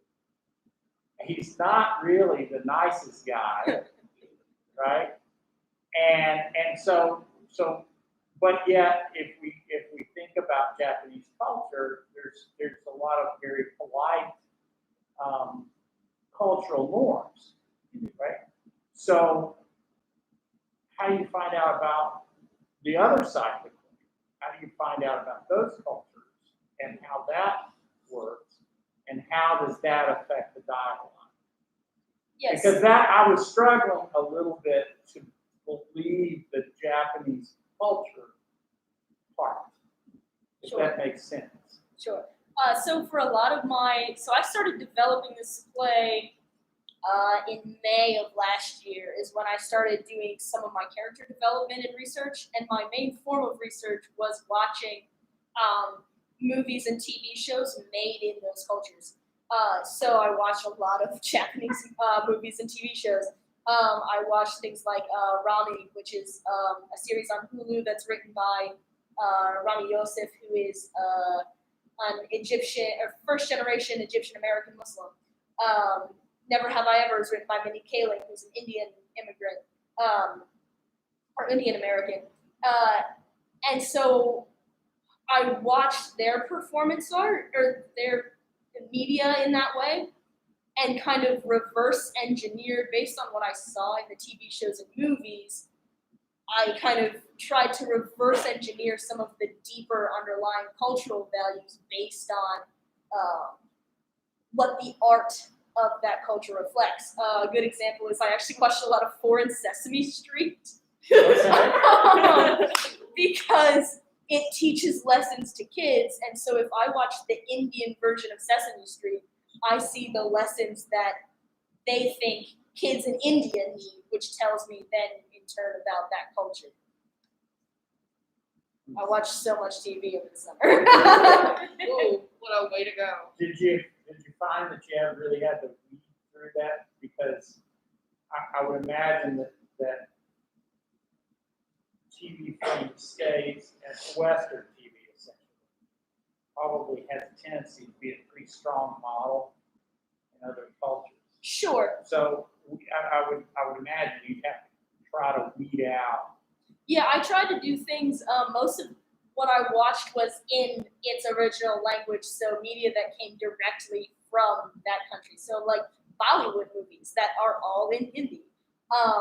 And so things that came out of and were created by, again, these first generation, if they were American, they're first generation and they still have that cultural background to them that influenced their work. Kind of adding on to that, one thing that I would be interested in exploring your brain now and maybe exploring as you work further on these is that the cultural differences in how they express God to people who are not familiar with it. Because I know that, like, to be completely honest with American Christianity, unless you're like evangelical Bible Belt where they're going to preach at you no matter what, you don't really talk about it unless you're in a place where you're either with like people who believe the same thing as you do or whatever, or you're in a place where it's become comfortable. You're in a very like relaxed place to discuss something like that. And so like obviously the trauma of death befalling you causes you to try to think about like what you believe as far as God or the lack of or whatever. But as far as talking to each other about how they believe in God, sort of looking at what's culturally acceptable and not, as far as just talking about it out loud. Obviously, like I saw a lot of inward reflection and like especially with like DeLeo and how he went into his like ritualistic, like he's like, I'm gonna take care of myself. I'm gonna communicate with my God and I'm gonna take care of myself. And I thought that was a really cool moment for him. The way that they talk, oh, well, this is what I believe about God. Oh, well, this is about what this is. No, you're wrong because this is what it is. I don't know if all of the cultures would necessarily just be like, you're wrong. But some of them might. I'm not familiar enough for that. I think it'd be really interesting to see like some of the cultures who are a little bit louder or like more entitled. I hate to use that word; it's so negative. About sharing their beliefs versus some that are traditionally more quiet or interact with each other. So I like to see a little bit of that variation. I mean, to be honest, it was some artistic liberty of, oh, for sure. I'm gonna throw this in, and that's, I mean, part of the reason they ended up in purgatory, because I was like, this will give me an excuse to talk about the afterlife and what that is. Like, we're familiar with the things you like, like to talk about. We'll just go to people and ask them about their beliefs. You know, Thinking about the structure. So like I got the privilege to study Santeria last semester because I took a Latin American class with the lovely Dr. Martin. And I'm also Cuban. The interesting thing for me was that my grandmother, who was born in Havana, was Catholic. Where Santeria is a mixture of Catholicism and African diaspora, which is a whole bunch of African spiritual religions that came over from Africa during slavery. Yeah. And it mixed, and it's a very tribal, very like spiritual religion. It's very powerful. If you look at them, like Dr. Martin actually got to see, it has pictures from some of their celebrations and stuff, very brightly colored, like orange and yellow and pink, and like doing tribal dances. There's fire, and like it's super cool. And I was, when she was like, "Hey, I need a Cuban to come like do this character," I was like, "Cool!" Like there was a small part of me that I was like, "Ooh, I get to play someone that's very close to my heart." And so that was like the interesting part of doing it, is having this in my head that like I'm supposed to be a very like spiritual person, which I already am. So I was like, I am so ready. And that was interesting. It's just like learning about the other different religions, because I knew like bits and pieces, but really like, you know, getting into it and her just like telling me things about her thesis all summer, and being like, "Hey, I found this cool thing and it's really awesome. I just want to talk about it." And I'm like, "Okay." And so she asked me a few questions. She was like, "What is family like with Cuba?" And I was like, "Very family central, very family central." And so, you know, that was a really interesting part, is I got to like a little bit be part of the process, and she's great. So it was great getting to do this and do a little bit of my own culture here. I was to say, and going off of that, I had another part of my research was I had a Google form that I'm sure most of you have seen all across my social media, being like, "Please fill this out." That I was looking for people of the matching demographics, and on it was questions like, "What does family mean to you? What's your favorite holiday or tradition and why? What languages do you speak? Where were you born?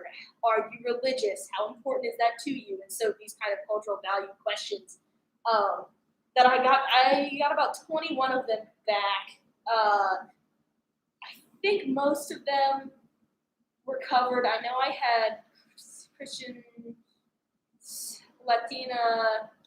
I think at least 5 out of the 7 characters I got demographics back, and so that was really helpful in having that contemporary view of that culture to not only to accompany all of the more technical research that I was doing.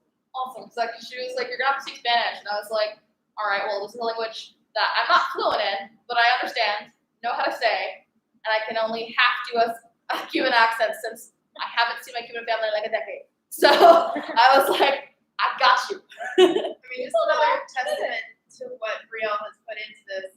I am clearly not an Iraqi Muslim man, but she was able to coach me phonetically through how the words should sound in a crash course of a day or so. Like, yes, So she- Yeah, actually, she was supposed to be the stage direction reader, and we said, "No, you're going to be the Iraqi man." But no, Brielle's done like the research she put into not only like learn the culture, but to have a good understanding of the language. That was to pronounce numbers, so. Yeah, there were Yeah. numbers in the words. I was very confused. We had a few comments from online that our stage manager is going to stand up in front of the camera and share for us. From Haley. She said that every single person doing the foreign languages sounded terrific, and also she loved the idea of the afterlife not having a language barrier. And from David Pulliam, good strong choices individualizing each character. As a writer, it is hard to get over playwriters and writing teachers out of your head, and this sounds like your authentic voice. Thanks.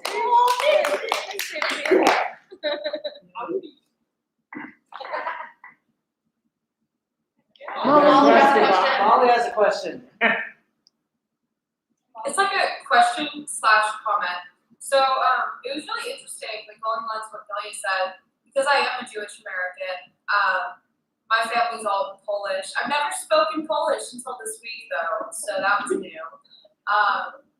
But it was really interesting to see how you had written a Jewish girl who is so different from me, yet so similar to me. Because like while we were reading through it for the first time, it was really interesting to see how a lot of like my own personal values were like reflected into the character of Luna that you had created, and how like family is something so strong. Like anyone who knows me knows I wear this necklace every day and it has a lot of my family inside it and stargates on it. So like family is such a central part. It was really, really interesting to see like my beliefs reflected in this character.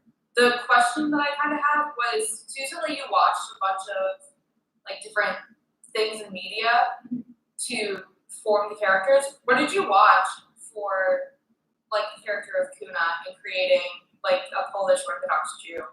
Because that's really interesting. Yeah, it's really niche. There were not a lot that I could find. One main one is I watched Unorthodox, which is on Netflix. Because they're and then for the Polish aspect of it, I recently went to Poland, and so I kind of like reflected on some of my time there. I had also just taken Near Eastern religions last semester, so I had all of that, all my fun facts about Judaism fresh in my mind.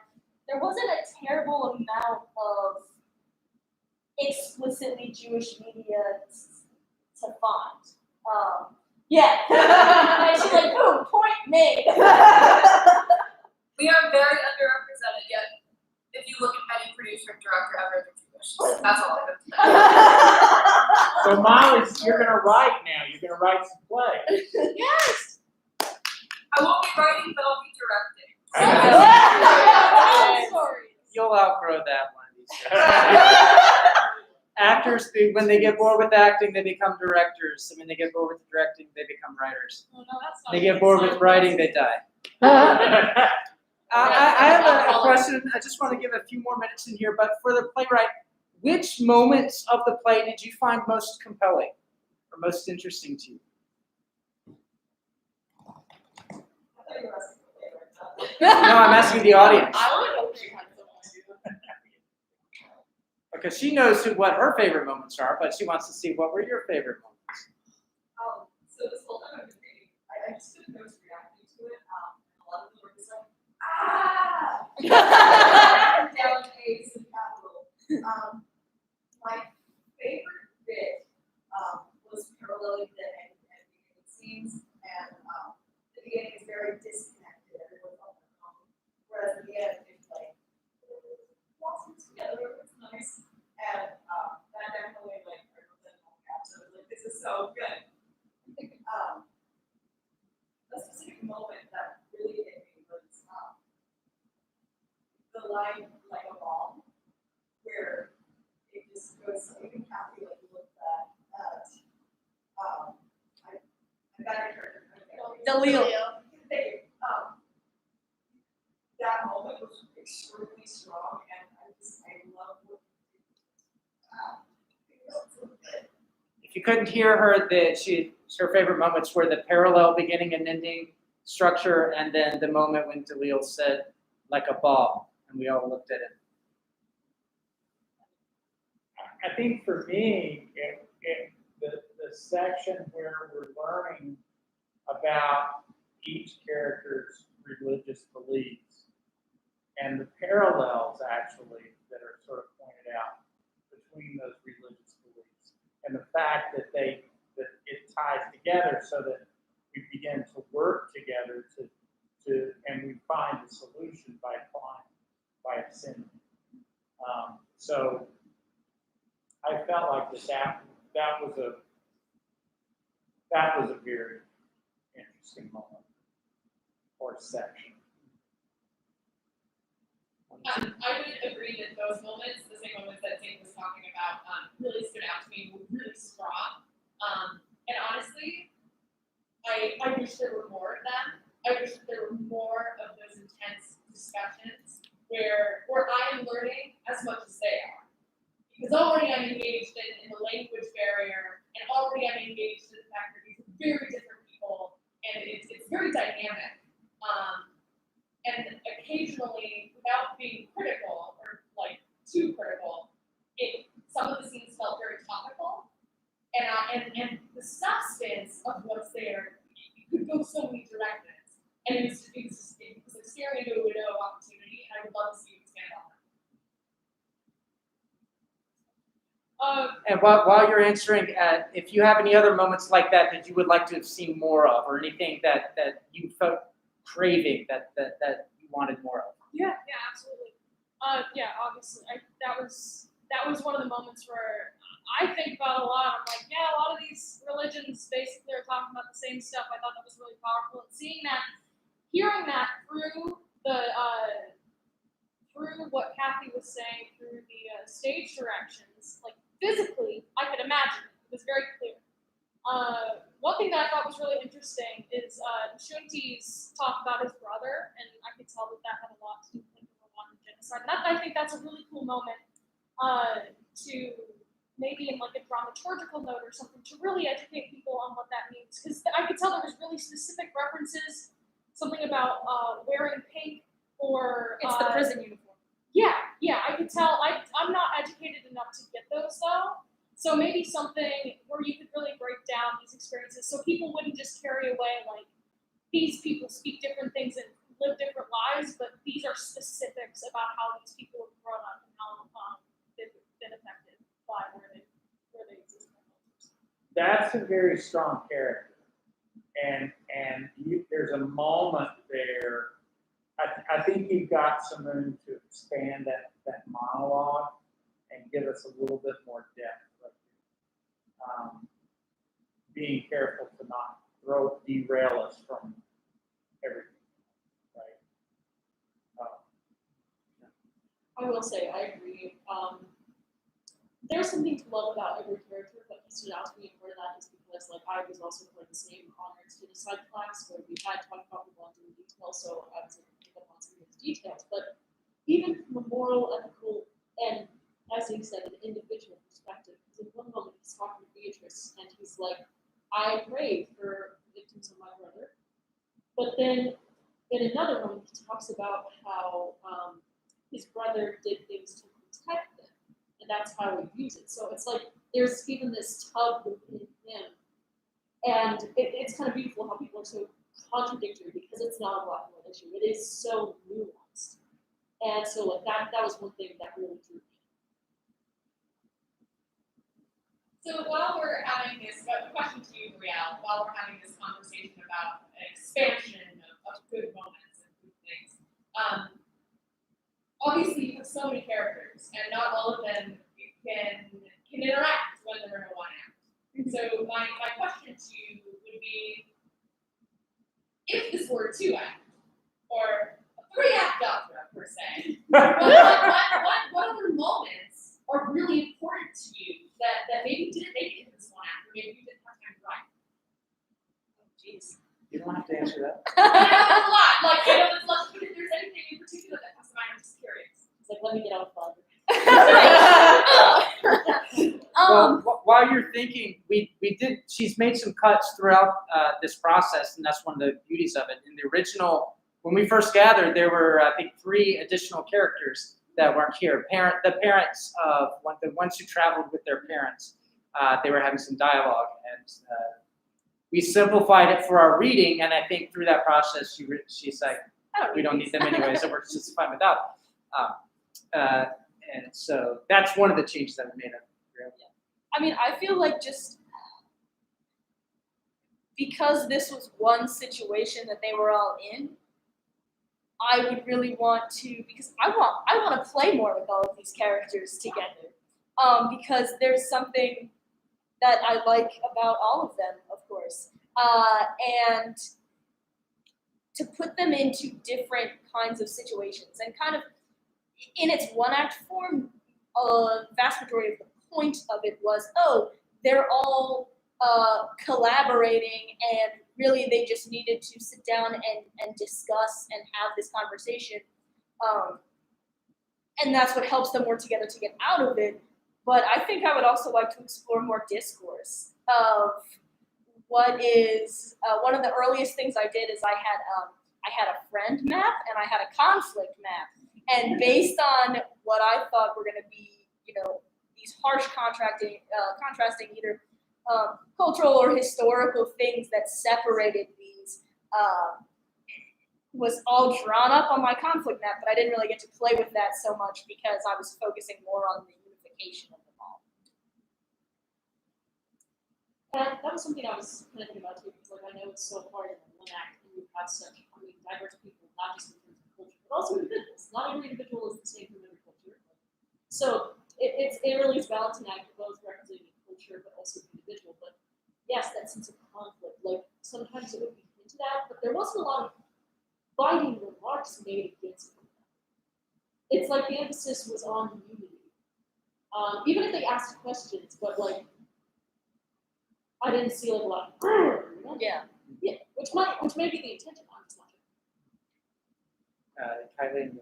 So, piggybacking off of what Nana said, back when we did the first read-through On Tuesday. on Tuesday. Keep in mind, on Tuesday. Of this show, at the end, Brad opened the space up for questions or comments, and one of the things that I had said was, I love the fact that they're not arguing with each other. Because whenever you have a play like this, with multiple religions and multiple cultural ideas, you always have someone going, it's my way or the highway, and not to throw hands. So I was like, I'm so grateful, and it's so refreshing to have a show where they seem to enjoy each other's company, even if they are in a very particular or disturbing set of circumstances. They've decided that, you know, whatever we believed in the past is still present, it's still important to us, but this what's happening now is what we need to focus on, and we can only get through that by working together. And I really, really appreciate that.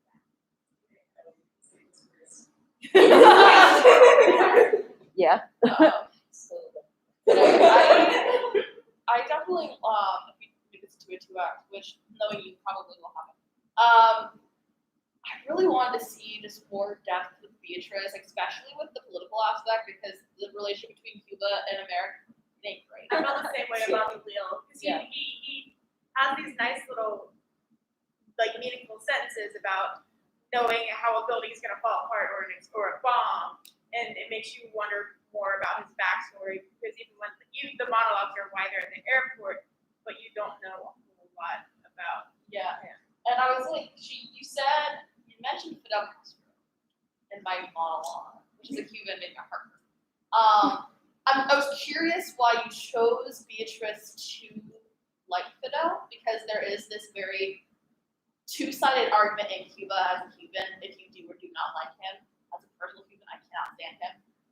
So I'm curious, like, why you chose that for her to like him, because she's like, he's great. And I'm like thinking personally, like, but I'm really interested in how, you know, why you chose that kind of like her perspective on him, as well as I know the answer. I know you know the answer. I want to see if the audience thinks they got her answer from the play. I don't think so.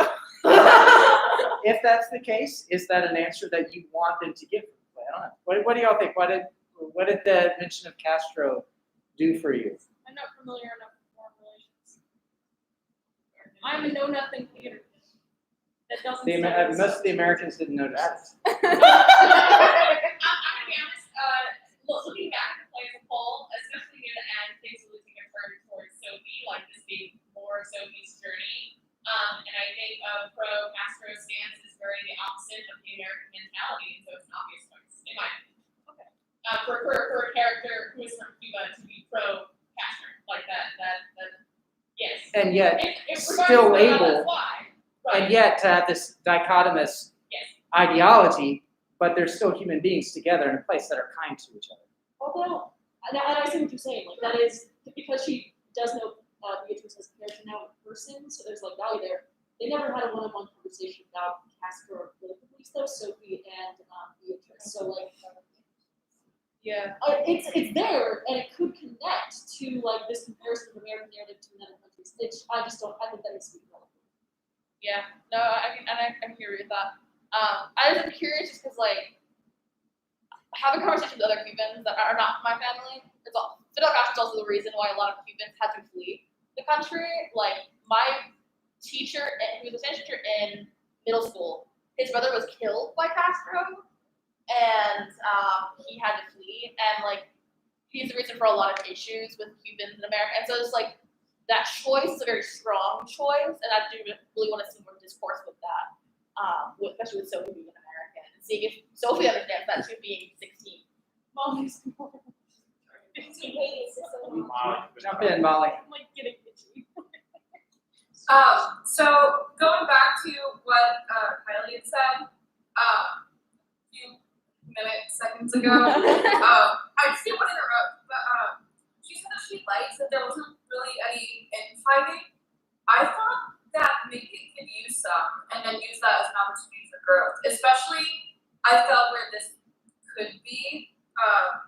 Definitely, both Judaism and Islam are very strong opposites, and they do not like each other.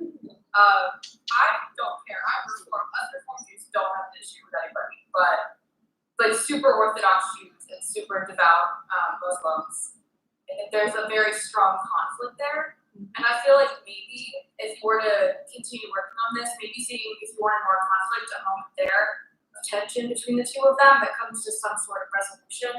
So that's kind of like a message that people can take away from that. I think that might be something that's interesting to see. Traditionally, I mean, in play structure, you're dealing with antagonists and protagonists. And in this play, I think we have antagonists and protagonists, but I think they're very, this may not be the right way to describe it, but I think it's soft note, right? And I tend to agree with Molly. I think a little bit more of that tension in there, in various ways. Part of it's the religion, part of it's what's happened in these other countries that perhaps there are things that Sophie should know about to make an informed decision, but yet, she hasn't opened herself up to that level until we get to the end. So that I think that tension could be ratcheted up just a little bit in that way. Nana, Sarah? This is one thing I'm also very interested in, because like we also think about the obvious tensions between major religions, such as like Islam, Judaism, Christianity, the big three by themselves, but even when you think about, break it down even more culturally, like there's a schism between Western Christianity and American Christianity specifically, and the subsects within those against like this man who's come from Rwanda and who's very religious himself, but has lived through a genocide. So like, how does he wrap his mind around religion after that? And then compare it to like this 16-year-old girl who is screaming and very, very antagonistic towards other people. And he's like, I've been through worse. I think that's like, it's there. It's something I would be interested, but then again, once again, it depends on like, it's so crazy complicated. It's right, and I think there are so many big issues and so many big that I just want to focus on everything. ADD. I just want to focus on everything all of the time, and there's so many more conversations I want to see had. I know, like, it was kind of like a joke about like the 3-act opera, but my brain wanted to break it down as the first, like an introduction of them dying, a first act of them fighting with each other and us discovering the conflicts, the middle section being the monologues and figuring out why the fuck they're fighting, and then the third act being finding a resolution and finding that ascension. So I kind of wanted to see it move in a way, because there's a lot there, and I want more. But in order for there to be more, my ADD brain is distracted. So maybe moving it into, this could be a long piece. It could be a long, compelling piece. There needs to be a way for our brains to get a break. And there are also some really cool moments of humor in there. Maybe adding sparkling that a little bit in there, but having more intense conflict and having a more rigid structure, so I can follow along with all of these things. Okay, since we're talking about conflict, I'm trying not to say much because she and I talk about this all the time. We partners, so I'm really not a good person to speak this because I know. But because I know the things we're talking about conflict, how much have you been influenced by Eastern structure of storytelling? Oh, so much. Because that's how that changes your conflict.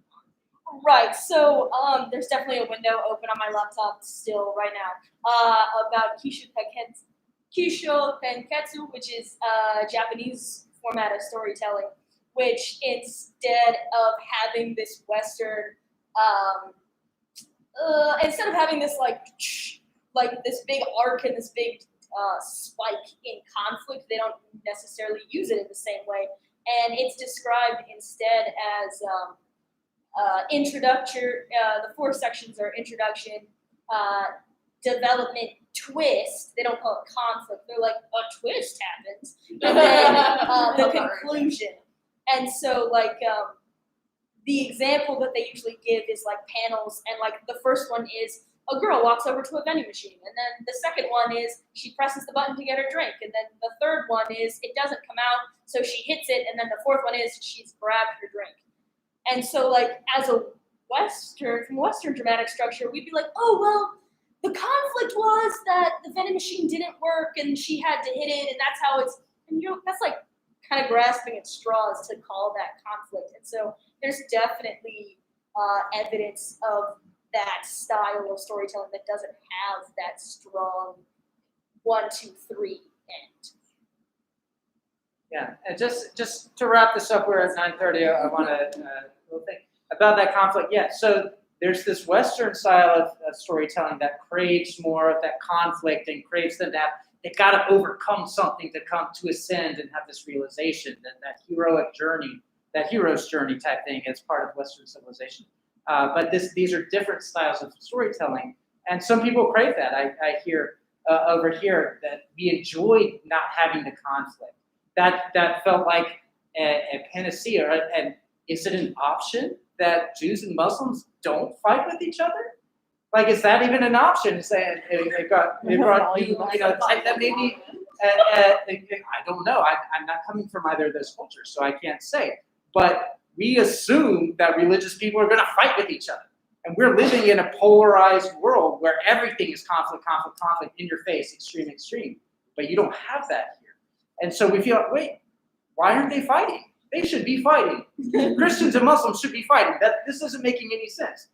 But you're showing a different approach to that, which for some people that's a little disconcerting. For some people that's hopeful. For some people that's naive. For some people this is the future. And you're getting different responses out of that. And I'm not sure which one you were going for, or if that was even part of your process. I don't know. But your play is fostering conversation about these important things and about the way that people connect and interact with each other, regardless of where they come from, what language they speak, or who they believe in or who they don't believe in.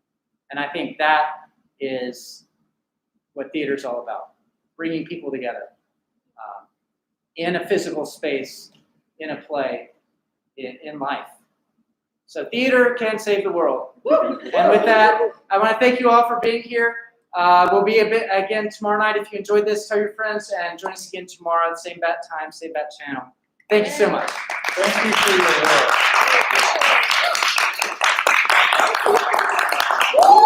Take a bow, playwright. Take a bow.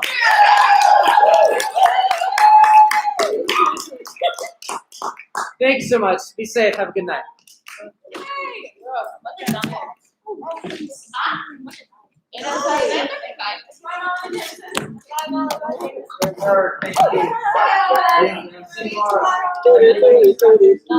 Thank you.